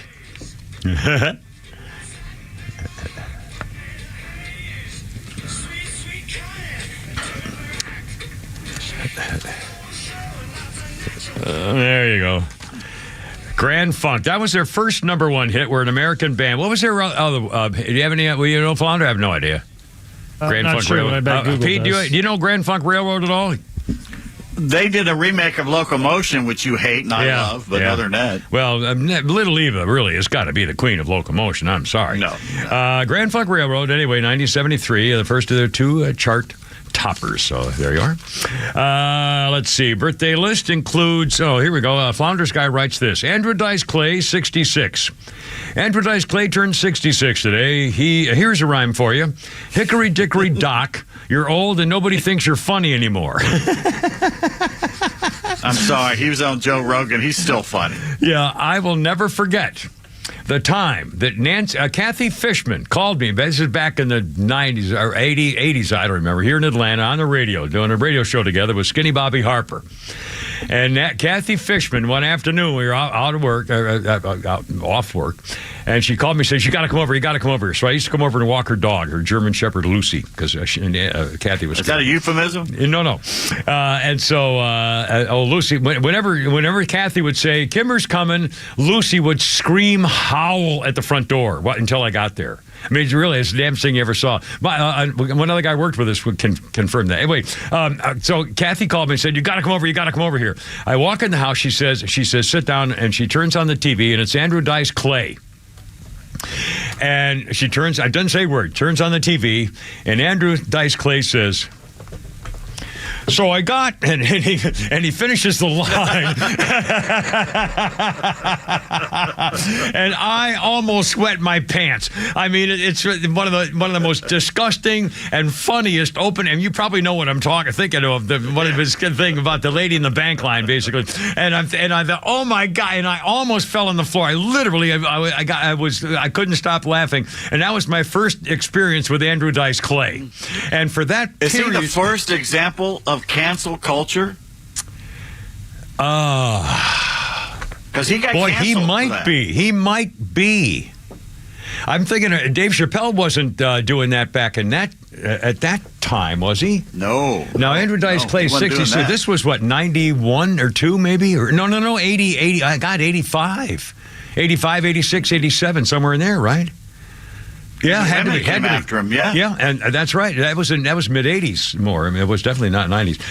And they, absolutely. And of course, half of the thing was half the women in the audience loved him, and half were there to yell at him. But again, he said, "Why would you even listen to me if you do that?" I mean, he tried to take an adult attitude about it, but then he made it part of his act, and it was just the more they did, the more he did. But then he disappeared.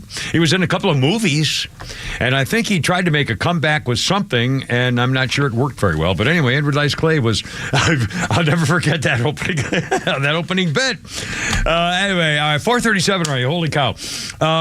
All right. Kristi Noem, governor of South Carolina. She's a dish. She wears too much makeup. You've seen her in all those TV ads. She's all over the place, working as a mailman or in a garbage man or just, showing we're in South Carolina, we do everything for you, whatever. And she's been all over the air. She's frequently on TV, being interviewed and so forth. And she has frequently been named as a potential vice presidential candidate for Donald Trump. She's beautiful. She's a conservative. She can speak well. She's a governor. I mean, she's got all the things knocked. Now, here we go. There are called striking new details of South Dakota Governor Kristi Noem's closeness to Trump aide Corey Lewandowski. The Daily Mail has a blockbuster story about their long-standing affair. Apparently, Kristi Noem and Lewandowski were just outed getting together to go to a breeder in her state to buy a dog as a Christmas present for Lewandowski's son. They've stayed at luxury resorts, fly on donors' private airplanes together, go to political events all over the country. There's no way to miss their intimacy, say people now. Hell, Ray Charles couldn't have missed it. Former GOP Congressman Adam Kinzinger is calling the Republicans' affair sick and disturbing. He's a crybaby. His right-wing commentator Eric, I didn't mention his stupid name, calls her an adulteress. They've had an affair for at least 3 years, I guess, maybe 4. When Lewandowski, now 50, was working as her top political advisor, and then he went on to become Donald Trump's guy. April a year ago or so, they went to a multi-day donor retreat at the oceanfront Four Seasons Resort in Palm Beach, and then a Trump handler was shocked to find out that they checked into the same room. They went to the nearby Mar-a-Lago together. During a rambling speech to guests, Donald Trump called GOP Senator Mitch McConnell a dumb son of a bitch and a stone-cold loser. Remember, that was that night back then. Lewandowski was pretty touchy-feely, they said. They spent every minute together. Now, Noam is, back a year and a half ago, Noam was calling for Christian values. She was giving a speech. It's the people that are double-minded trying to play both sides. That's a problem for our country. We fight for the truth. We ask the Lord for wisdom in every decision we make, and then we take action. She told the crowd how her husband, Byron, and her mother had both wanted to be with her on that trip, but they just couldn't make it. I have 3 kiddos with my husband, Brian, who told me to tell you hello. I'm sorry he couldn't be here tonight, she told the audience. A more recent sighting of Noam and Lewandowski enjoying each other's company came in November last year when they were at the Waldorf Astoria in Orlando for the GOP Governors Association. By then, her husband, Brian, had learned about the affair, was heartbroken, and her staff then, Kristi Noem's staff, said to clamp down on information about it reaching her husband. The staffers were told to never say anything about her or her schedule when he called. If he called looking for her, they were under strict orders to say, call her directly because we don't know. They had secret vacations with Lewandowski. They would simply disappear. Keeping things quiet was hard because Lewandowski's habitually indiscreet. He had been in the past, I didn't know this. In the past, he had been talking about his other romances. In fact, he had once bragged that he had scarcaluculated every attractive chick in the administration, and once was widely a reported affair with the Trump spokeswoman, Hope Hicks, during the 2016 campaign. So anyway, here we go. Now, you see, she's a potential candidate who might be a real attractive candidate to Republican voters. So now we got to make sure we out her as an adulteress or something, I guess. Anyway, and Melania Trump in the news. And is this another, I think maybe another Daily Mail story, Pete, found, I think, possibly. She apparently is now, Melania Trump is now quietly renegotiating her prenup, and it won't be for the first time. And apparently this is a very good reason. It doesn't sound fishy to me. Some people are saying, well, it sounds like she's ready to dump him if he runs for president again. But sounds more like she's afraid, and he is afraid as well, perhaps, that what's going to happen to him with all these lawsuits. He's already, been under the hook for like $5 billion if they can prove it. So she's apparently Melania Trump is involving a new prenup to increase the trust fund for their son, who is now 17-year-old Barron.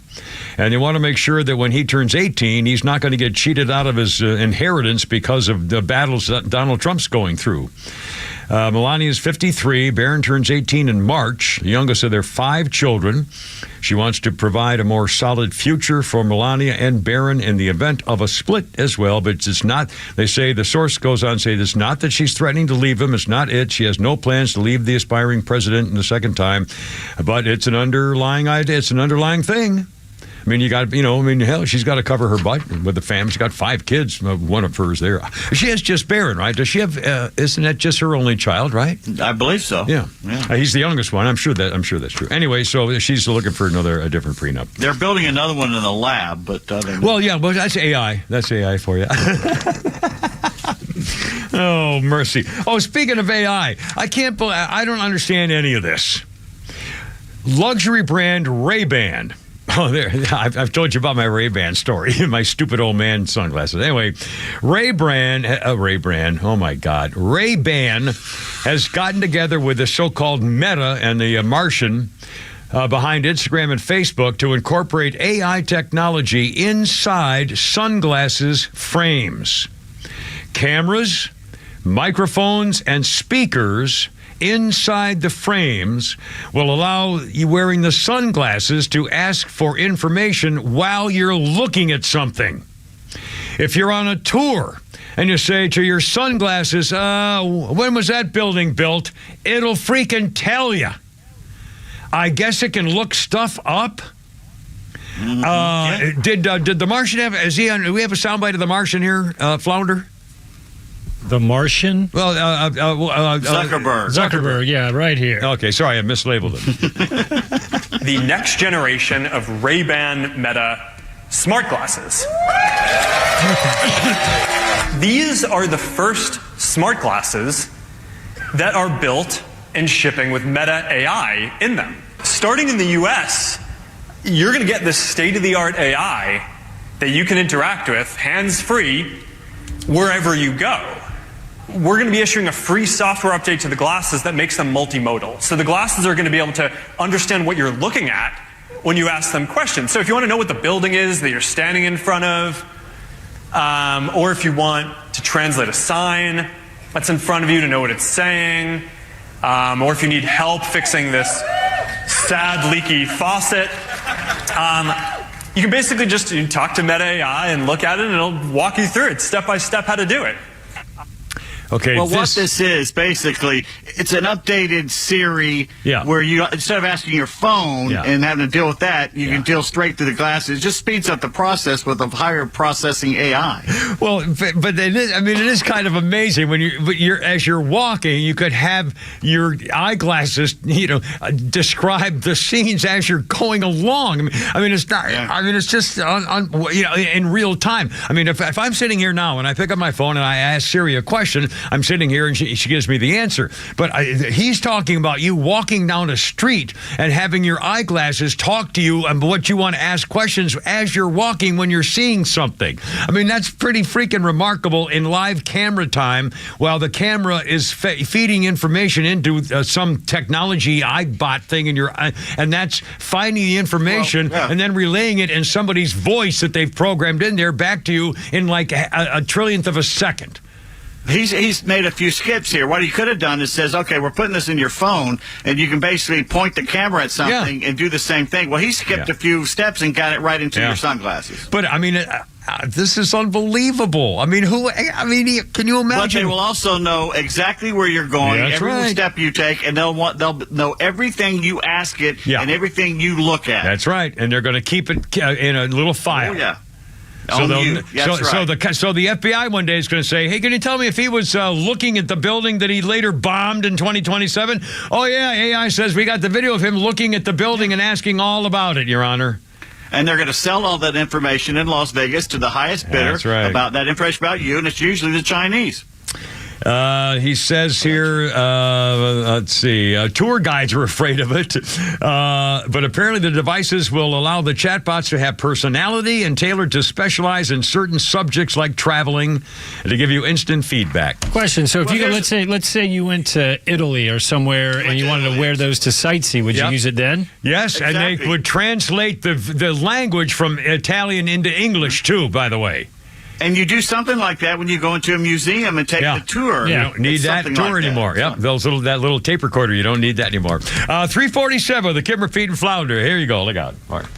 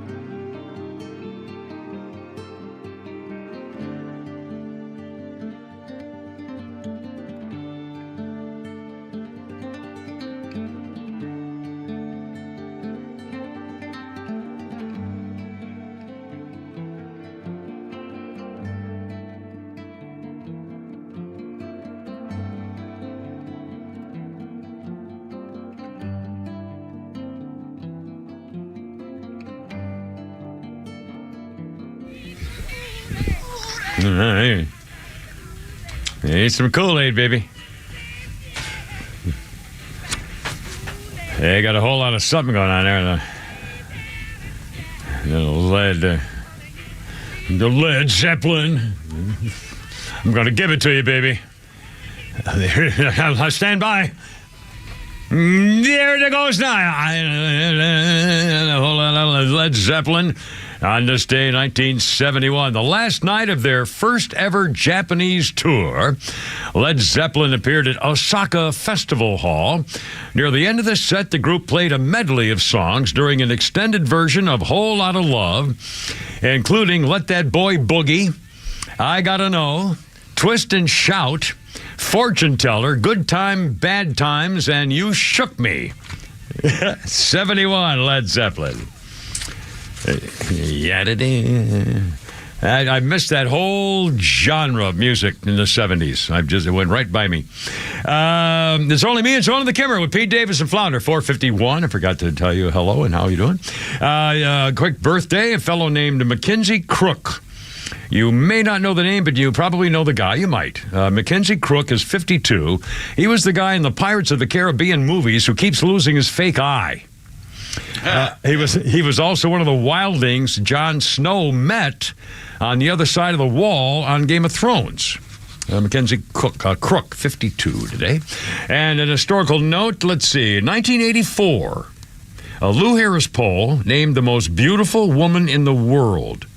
1984, Elizabeth Taylor. She couldn't accept the accolade, though. She was too fat and was at the Betty Ford Clinic.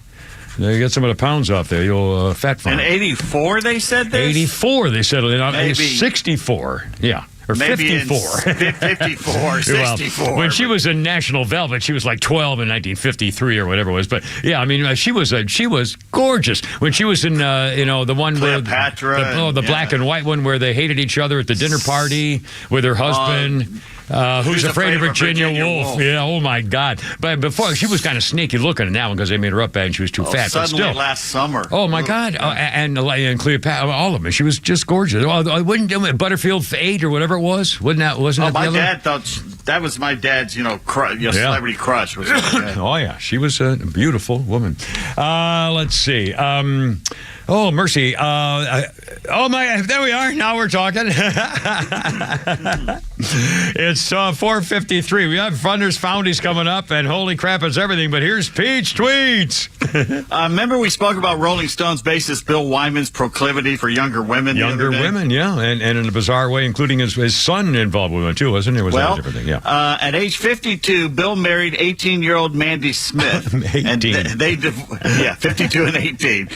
They divorced after 1 year. Wow. Then Bill's son Stefan married Mandy's mother, making Bill Wyman the father-in-law of his ex-mother-in-law and the step-grandfather of his former wife. Somebody said, I thought I was a redneck, Well, now you got to wonder. She was 18, he was 54, and I guess she had permission. Do I remember that it was not You don't need permission at 18. I know, but I mean, it wasn't even a secret, was it? That it was just... No. Oh, man. And for a year... Have you seen her? No. Oh, she's good-looking woman. I'll bet she is. Or was, too. Did you hear about the big sale at the Lego store? No, what happened? People are lined up for blocks. Blocks are lining up for... I said blocks. For blocks, you said. Daryl Facebooked, a couple sat in the booth behind me, and one of them said, you want to go ahead and talk about it now or get it over with? I haven't been this excited in a long time to hear what's going to happen next. By the way, I posted earlier that we were about to go on the air on Twitter, and Dr. Steve says, I'll listen if you throw a shout-out to Dr. Steve. Well, Dr. Steve, just say the word, my friend. We will do that. Oh, we already did. Am I the only person who, when watching random videos on my phone, always stops and watches that long guy who mows poor people's yards for free? I do that all the time. Oh, my God. It's like you got to stop and watch the whole thing. I even follow him now. Yeah, on Facebook. He has a whole edger, lawnmower, and he'll clean the side yard up for free. Oh, There's something cathartic about watching a speed-up video of grass being cut and made pretty again. You can't stop watching it. Yeah. Yeah, I miss doing my own lawn. I planted my own flowers, did my own lawn, cross-cut it twice, did my own edging. A good tiller, were you? I had one of those hand clippers and clipped around tree trunks and stuff before they had, as a kid, before they had edgers. So did y'all's mowers, when did, I guess, electric mowers? Push mower. Yeah, I was going to say, were yours just the round blade mowers until they came out with a Briggs & Stratton 2-cycle engine, which my father later turned into a go-kart for us. He made a go-kart out of a lawnmower engine. Sorry. He had a scythe out there. He was like death with a scythe. No, it's true. My father made us go to all the neighbors' lawns with a hand-push mower, the real-to-real hand-push mower, and a pair of hand clippers. And we would tell them, we will mow your lawn, and I will take my hand clippers and clip all the higher grass you can't get with a lawnmower on your sidewalk, on your steps, and on your tree areas, and I'll do all that by hand for 25 cents. And he said, for 25 cents. And they usually would give me a tip for maybe a quarter extra. And that's right. And we would walk with a lawnmower from place to place and say, well, would you like me to mow your lawn for 25 cents? And I'll do all that stuff too. Like gypsies going door to door. No, we had to work as kids. We were the richest people in the neighborhood. Everybody, was talking about us, and we had to work as kids. We were not given anything.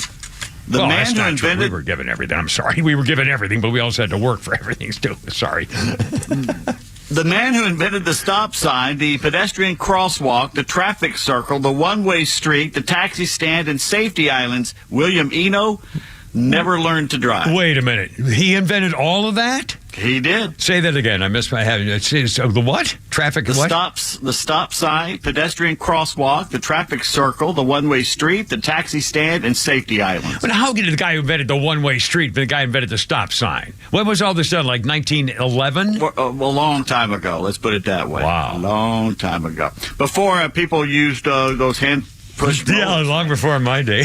At least 10 years. Did you know that Obama holds the world record for most children blown apart with drones by a Nobel Peace Prize winner? Hey, don't blame me, man. I don't know the difference between a hospital and a training center. I just fly the drone, okay? Galactic Hitchhikers Facebooked, I love old science fiction. They have stories that begin, it's the distant year 2003, and humans are exploring the deep corners of the universe. God bless you, old sci-fi. You had such high hopes for us. And by the year 2000. Yeah, you'd be on Mars. Sean Facebooked was probably the most American and Walmart food store aisle in the world. The sign reads, and don't you read I always read the sign if I go down in it. Yeah, absolutely. The sign reads, beer, pizza, potatoes, guns, Bibles, and sweatpants. Is that a Costco somewhere in Alabama? Walmart. A man could have a pretty good weekend in Vegas with all that. Oh, you sure could. Right next to the coffins. Daryl says he was in the auto parts store the other day when a gentleman walked in wondering if they sold longer dipsticks. The man said his didn't reach his oil anymore. By the way, I got to do a shout out. Right. I went to a place. It starts with the letter A to look for a tire gauge, basically. Yeah. And basically got ignored by two employees. And when I finally got someone's attention at the desk, they weren't doing anything but filling out paperwork. Yeah. It was kind of like pulling teeth, so I left. Yeah. And yesterday on the way in, I stopped at an O'Reilly Auto Parts store in Jasper, and I couldn't have got better service. It was fantastic. From the time I walked in the door to basically the time even the customer, there was a lady customer standing there, and she was trying to give me advice about some stuff as well. Everybody in there was helpful, even the dang customer. I will tell you this. The last time I went into an auto parts store that began with that same letter, I had the same thing, and I also stood there for a few minutes, and then I walked out when they ignored me. Yeah. They were doing their thing, and I'm not in a hurry to say, can I help you, or even say hello. If they just say, hey, how you doing, be right with you, I just stood there for 10 minutes. So screw you. I'm not going back. I'm not going to O'Reilly. 5 o'clock, baby. O'Reilly. Look out.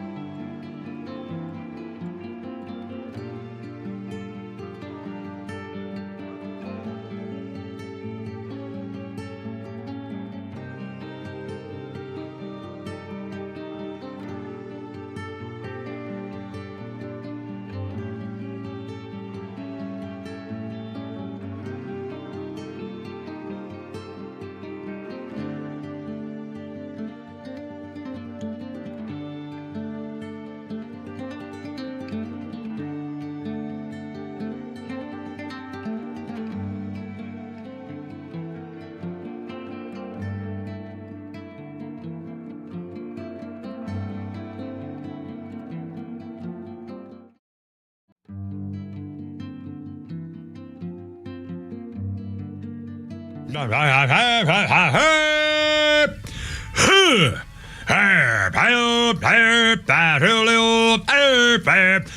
get it together, ladies. Left shoulder, right a blank. Ready on your dog. Target.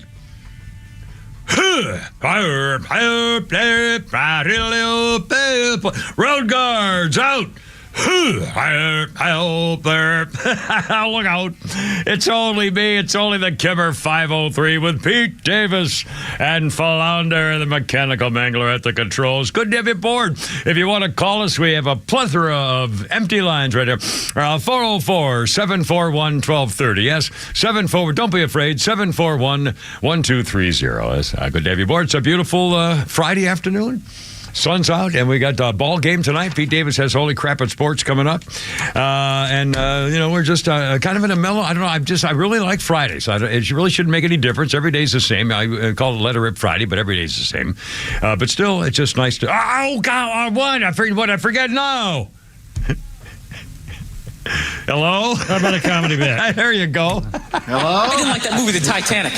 You know what I hate about that movie? Every girl I meet thinks that movie's romantic. Like, oh my God, that was so romantic, don't you think? Bill No! No, I don't. It was a horror film. And they're always like, why? Why? Because all the guys die. See, you're sitting there watching it going, who would I be in that scenario? You be that chick floating away on the big piece of luggage. I'm watching it going, who would I be? I'd be that dude when, like, the boat breaks in half, that dude who, like, falls straight down, bangs off the stuff and goes into the water. That's who I'd be.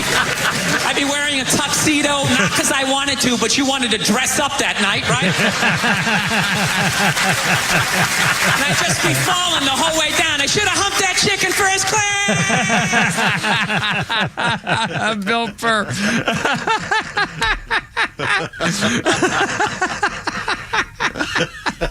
And I was still amazed. Oh, by the way, there's an anniversary concerning the TV show Breaking Bad. But I remember being so amazed when I saw him show up as one of the straight characters in Breaking Bad.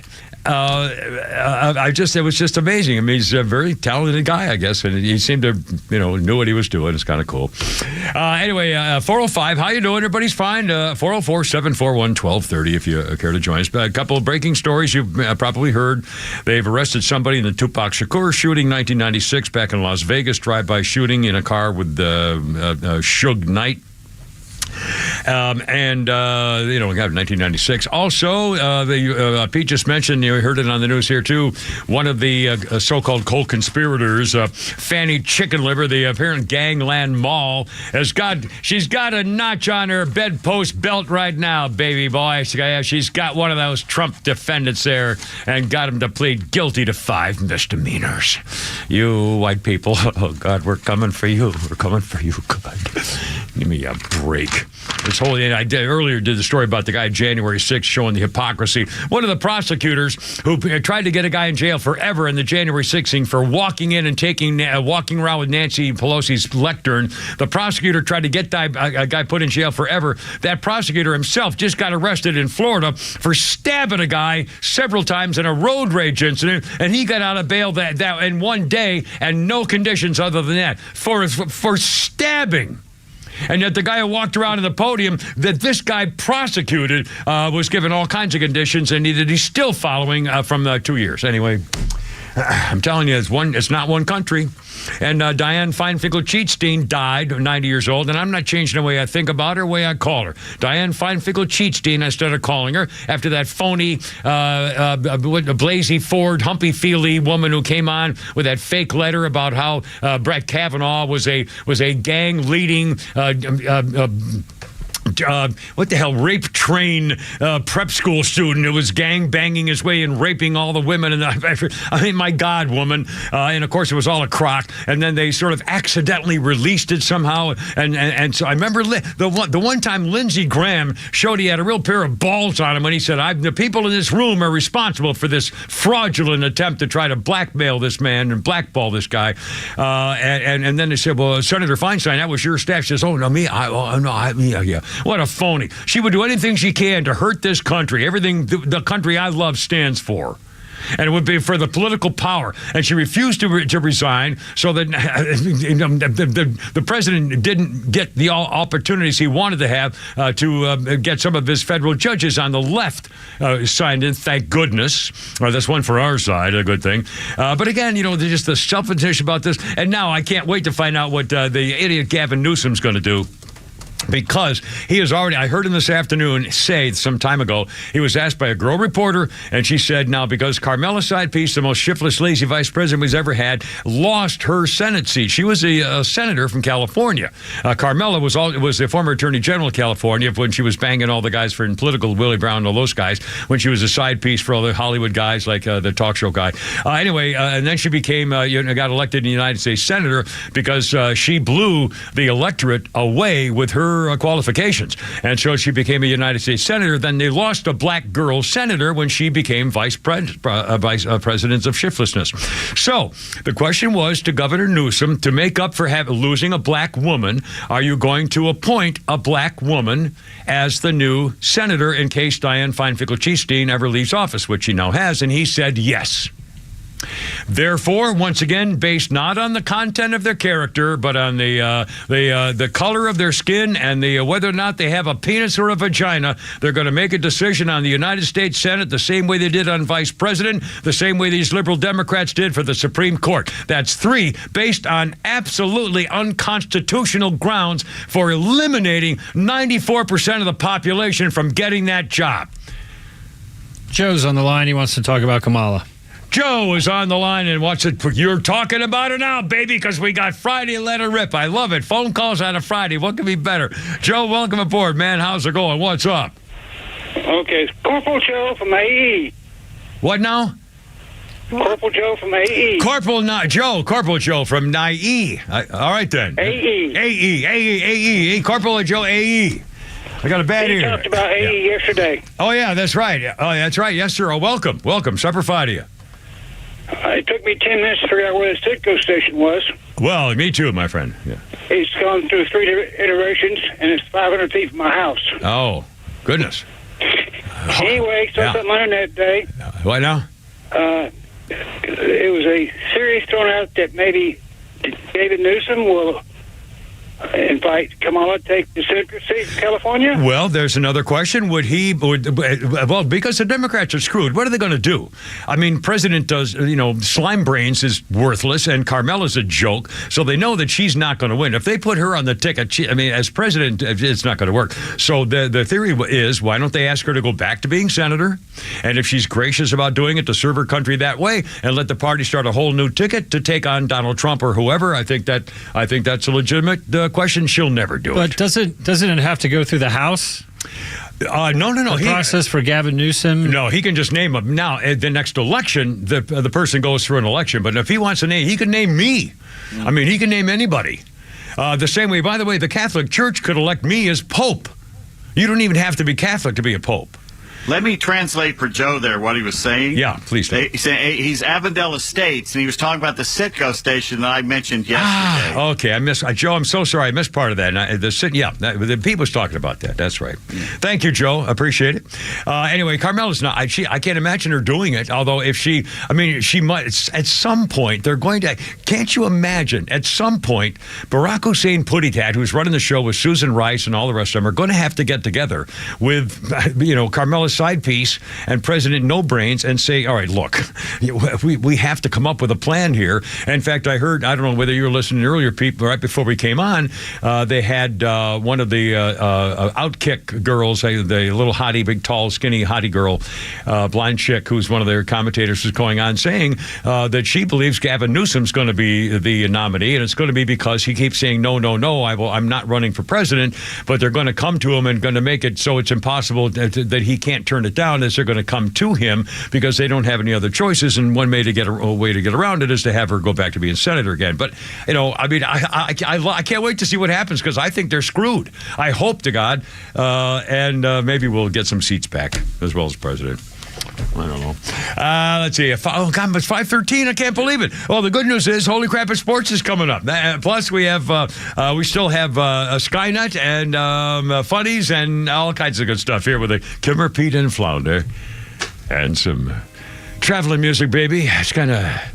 Where's this from? This is Miles Davis from yesterday. We were talking about it, so I figured My old news director was a big fan of his and named his kid Miles and learned how to play the flugelhorn or something. I don't know. Anyway, 5:13. Look out.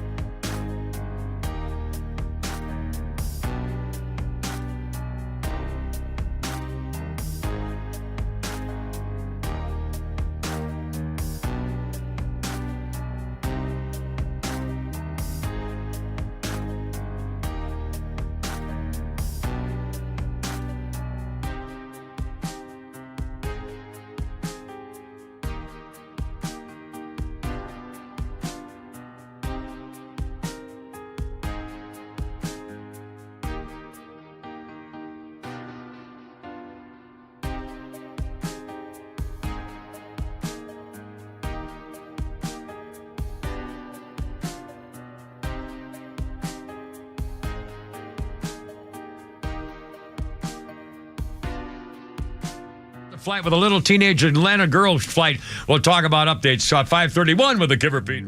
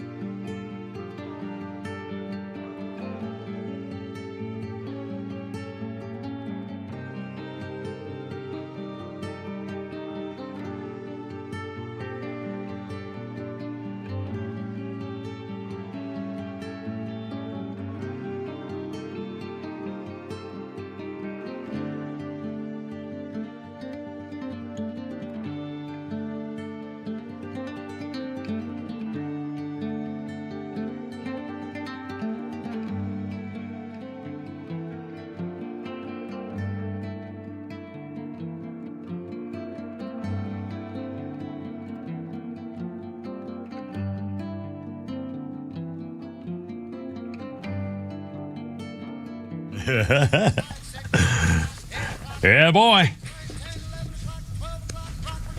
Yeah. The Blackboard Jungle with Vic Morrow and Sidney Poitier, wasn't it, I think? Very famous movie. Well, in 1956, on this day, Bill Haley had 5 songs in the British top 30. Rockin' Through the Rye, Saints Rock and Roll, Rock Around the Clock, Razzle Dazzle, and See You Later, Alligator. And Bill Haley, I think that this was a theme song with Blackboard Jungle, if I'm not mistaken. Guess who else? Glenn Ford was in it. Oh, Glenn Ford was the teacher. Glenn Ford was a teacher. Vic Morrow was the punk hood. And was it Sidney Poitier in that? Francis. And Sidney Poitier. And Francis was a teacher. Francis, and a member of MASH. Oh no, I don't remember. The transvestite. Oh, Klinger. Was he a student? One of the students?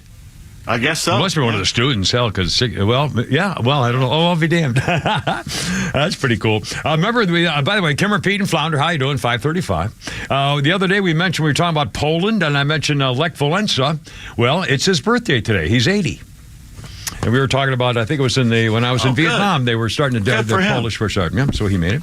Let's see, an historical note or two. Let's see what we got. Oh, by the way, I forgot, I'll do that birthday later. This guy is sort of bizarre. 1962. Department of Labor issues a report, 1962, the average take-home pay for a factory worker with a wife and 2 kids. Factory worker, take-home pay, 1 week, $94.87 in 1962. That's about $5,000 a year, $5,500 or so a year. But of course, a house was $10,000 too, or $15,000, $20,000. But still, think of the change. In 1962, you'd make $100 a week, and you were with a family of 5 or 4, wife and 2 kids, and $100 a week. Wow. Well, hell, my first job was $1.15 an hour. 1960, my first radio job, 1965. Hey, do you remember the woman in New York who was drunk and stoned, 27 years old? Did you see she that? Shoved the Broadway singing coach who was 87. She killed her. She pushed her on a sidewalk. Yeah. Yeah, she's just got 8.5 years. 8.5 years, not 8.5 decades? She was up for 25. She pleaded guilty, basically, to manslaughter.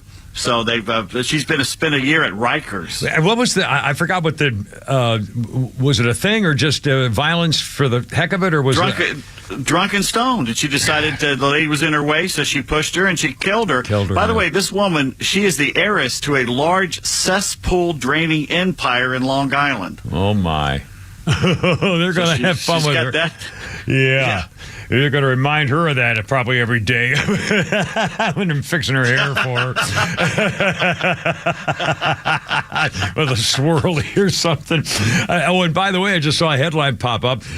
Excuse me, I'm so sorry. No, the headline popped up. That woman they call Meatball, who was involved in all that looting, they've arrested her for 6 felonies. Did you see she's made a video saying that she's an innocent woman, and she's so lazy, she's doing it from laying down on a bed. Yeah, and she's asking for money to help pay for her defense, and she was caught. She was doing video of all of them looting and got caught herself, and now she's been arrested for 6 felonies. And she says, well, you can loot for free, it's reparations or all. Oh, my God. This is just astounding. And she's selling her mugshot and selling merchandise with her mugshot on. Oh, my God. Well, hell, if I could make money on my mugshot, I'd sell it. I would. I'd sell it. I don't have a problem with that. I sell my voice, basically. Trump's made over $9 million on his. Well, there you are. 5:38 with the Kimmer, Pete, and Flounder. And by the way, Pete, I was reviewing the Al Jazeera Constipation today, and of the creator. And it says, a cyborg man who has lost his wife recruited to hunt down the architect of advanced AI who has a special weapon that might end the war. I guess there's a war. Because the visual effects were inserted later, they are sometimes murky, and the CGI additions are not always persuasively integrated into the whole. Sounds like they're talking about technological stuff here. Starring John David Washington, Gemma Khan, and Ken Watanabe. We know him. Directed by rated R, PG-13, strong language, some body images and violence. Metro Theaters. This is probably too advanced for kids, but definitely okay for teens into sci-fi. Well, I'm looking at Rotten Tomatoes, which takes critics and also takes the audience score. Yeah. They don't have an audience score yet, but they have a critic, and the critics are giving it a 67, which is not good. Yeah. Well, this guy gives it a C, which is 65 or so. It's probably something to see on a big screen. Yeah, I suppose. But weren't you talking about this as kind of the new thing, and this is the latest in the issue of the AI? And it looks like Terminator for the 2020s. For the machine world. Yeah. By the way, for the record, if you're interested in the old movie The Exorcist, the original with Ellen Burstyn and I just forgot her name. I just had it in my head a second ago. I hate this. God, I'm killing myself. I was thinking about it earlier today when I remember to tell you the story. The Exorcist. Linda Blair.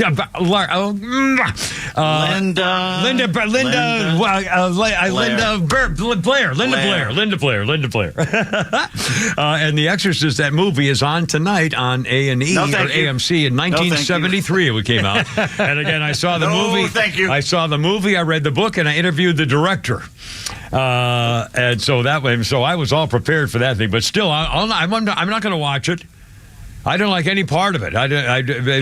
No.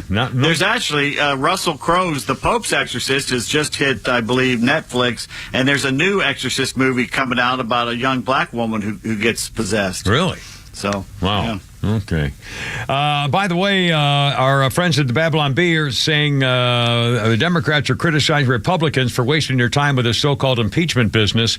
With the first impeachment inquiry underway, Democrats reprimand the Republicans for pouncing on a decent old man, insisting the impeachment was just a waste of time because, hell, Biden's going to probably be dead in a few weeks anyway. Just look at him. He makes me look like a spring peach, said rotting Dianne Feinstein, who then died. Republicans seemed unfazed by the Democrats' heartfelt plea to let an octogenarian live his last few moments in peace, surrounded by his loved ones and Hunter. GOP attack dogs doubled down, urging Congress to consider the possibility of investigating a proposal to recommend a suggestion to advocate for impeachment. These ruthless Republicans are attacking a man who is a breath away from becoming an extremely wealthy corpse, said Representative Jamie Raskin with his herpes lips. Why can't they just do what we did and pretend that he's already dead and just run the country without him? Well, now see, that makes the most sense of anybody I've heard so far. 542 with a Kimmer. Oh, by the way, remember the story of the teenage girl was on a flight from Los Angeles to Orlando on a Delta flight, and I believe these are Georgia people involved with it. A 52-year-old man on the flight was seated next to a 13-year-old girl separated from the rest of her family 2 rows away. When they dimmed the cabin lights, it was a flight from L.A. to Florida, overnight flight. When they dimmed the cabin lights, this guy assaulted the girl. He began acting weird when they dimmed the lights, rubbing his leg against the 13-year-old girl, touching her hair, touched her hair and her neck with his hands. The girl tried to stop him, and then his hand ran down the child's chest and touched her breast. He called her Honey Boo, said, I'm going to take you to Texas. You're never going to see your family again. He performed actions too graphic for publication. The girl suffered a panic attack, was crying and couldn't even speak, suffered physical pain and noticed blood in her underwear. The victim had trouble sleeping, experienced nightmares after the assault. The mother testified the daughter didn't even want to hang out with her friends, didn't want to leave the house, didn't even want to go anywhere, would not wear a bathing suit, and didn't want to go back to school. The mother in the seat next to the child observed what was going on and switched seats with a 13-year-old, and then the guy tried to grope her, too. The guy's attorney said he was drunk, obviously, though they sentenced him to 5 years in federal prison, followed by 3 years of supervised release. And frankly, somebody else on that plane should have beaten the crap out of him and broken both his elbows and both his knees just so he never walks another straight line again or picks up anything the rest of his life without feeling it. I mean, that's just unbelievable. Anyway, 13-year-old girl, and he got 5. Now, he's not going to have fun for 5 years, and there's no parole in federal prison, as I understand it. 543. By the way, I don't know whether you heard about the sting in Florida for human trafficking and hookerism. They arrested 219 people in one sting, including 3 workers at Disney. They found 21 apparent human trafficking victims out of the 119 hookers who were arrested. By the way, there's a couple of funny stories. They arrested this one guy. Let's see. He told people to come. He convinced them to move from Minnesota to Florida to work in construction. They didn't meant constructing the sexual encounters. One guy from Russell Rogers from Winter Haven, Florida, was negotiating to have sex with a prostitute. He had admitted he's married with 3 kids and the athletic director at a Vanguard school and teaches at another school. The sheriff said he came to have sex. We've arrested him. He's in custody. And he says, "Hey, dudes, y'all got to hurry up." And the sheriff says, "Why we got to? What do you mean hurry up? Why?" He said, "Well, my wife and my daughter, they're arriving at the airport in Orlando, and I got to go pick them up." The sheriff said, "Hey, coach, you fumbled that one because you're going to jail." I mean, it's just unbelievable. He was negotiating to have sex with a woman without using protection. 3 Disney employees were also arrested in the sting operation for soliciting hookers. One of them was a training coordinator, and one of them was a security guard. And one guy left his dog. He left his little daughter alone at home, alone with his dog, so he could go meet the hooker. The cop says, "Well, we interviewed the dog, so the dog just went woof." I guess that means he's probably 41 of the suspects were married. Yeah, ding dong, 5:45. What up now? Breaking. All right. There's two things going on with Robert F. Kennedy Jr. Number one, he's pleading that Biden allow the Secret Service to protect him because they just arrested a man with a weapon. Which is unbelievable that they haven't been allowing him for Secret Service protection. Unbelievable. That's criminal. It's un-American. A Democrat would tell a Kennedy that he can't have Secret Service protection. I mean, and if something happens to him, it's on Joe Biden's head. Well, if something happens to him. Absolutely. But that's just the first part of the news. Yeah. What are you doing October 9th? Anything you want. You might be watching Robert F. Kennedy making a big announcement in Philadelphia. A third party. That's the rumor. Yeah, probably. Got to be. Third party. That's pretty cool. This could be interesting because sway some votes away. Well, it's going to sway from both. Yeah. The people who don't want to vote for Trump and don't want to vote Democrat. It's becoming more like 68 when Eugene McCarthy threatened that, and then all of a sudden LBJ was out. I remember Anderson from the Midwest back then. He 1980. He got a lot of votes going his way too. Oh, here we go. Cool. Oh, I can't wait to see this. 546. Kimmer, Pete, and Flounder. Hold on. We're back.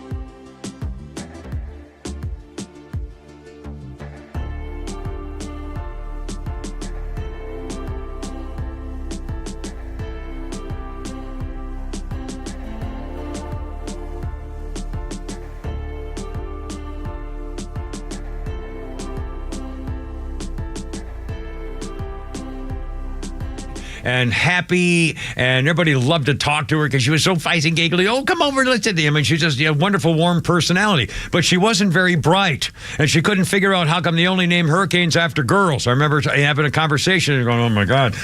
So God bless her. She's a billionaire, and she's, with her help from her little lesbian friend, Daryl, or whatever that girl's name is. She's Barrett King, or whatever her name is. She's a billionaire, and she's can do whatever she wants. So, and I'm sitting here with you freaking guys. So, who came out the better in that deal? But I'm just telling you, she's not known for her brain power. She's known for everything else. But on the other hand, if this works, what? You're telling me that you grew up with white privilege in a very nice, well-to-do house in Massachusetts, and she grew up dirt poor in Mississippi as a black woman, and yet she was able to surpass you in America? Oh, by a trillion miles, Mm-hmm. Yep. Please. Well, this is a racist society. Well, that can't possibly happen. Pete, we're never going to have a black president. I mean, let's not be stupid. There are some moves have been, better things have happened with our racial relations with the brothers, but let's not get stupid and think we're going to have a black president one day. I mean, she's just freaking killing me. Oh, God. Duh. Wow. Holy cow.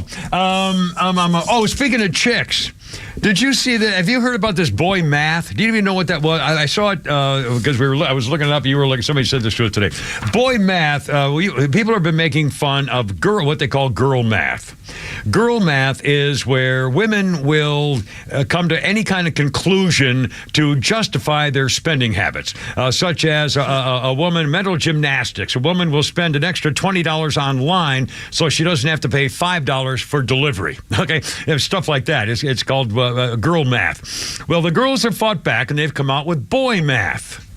Boy math is, for example, you guys are afraid of getting you're going to find out you're going to in love with a gold digger even though you don't have any money. You want a loyal girlfriend even though you're cheating on her. Their biggest number one boy math is you're 5'8", and suddenly when you're talking to a girl, you're 5'10". Or they make fun of guys who buy the 7-in-1 shampoo. The guy who invented 3-in-1 shampoos then thought, geez, let's crank this up a notch. The guys don't know any difference, so now they're buying 7-in-1 shampoo and telling them it makes a difference for guys' hair. I mean, I don't know. They're all making fun of us now. I don't understand it. It's called boy math, just in case you run into it. Incidentally, I haven't mentioned this, and we should mention on Sunday, Jimmy Carter turns 99. And they have musicians and comedians and figures posting tributes all over the place. Even the hideous Jane Fonda blew a kiss to him, says he taught her how to fly fish. Places all over the place. They're going to have a video play a video tribute to him at Mercedes-Benz Stadium and the airport as well. If you go to hashtag Jimmy Carter 99, you can post social media things for him. Larry David of Curb Your Enthusiasm, Jeff Daniels, Martin Sheen, all kinds of people are sending their best wishes. There's going to be a 99th birthday celebration from noon to 4 Saturday, and there's admission of 99 cents. Kids 16 and under are free.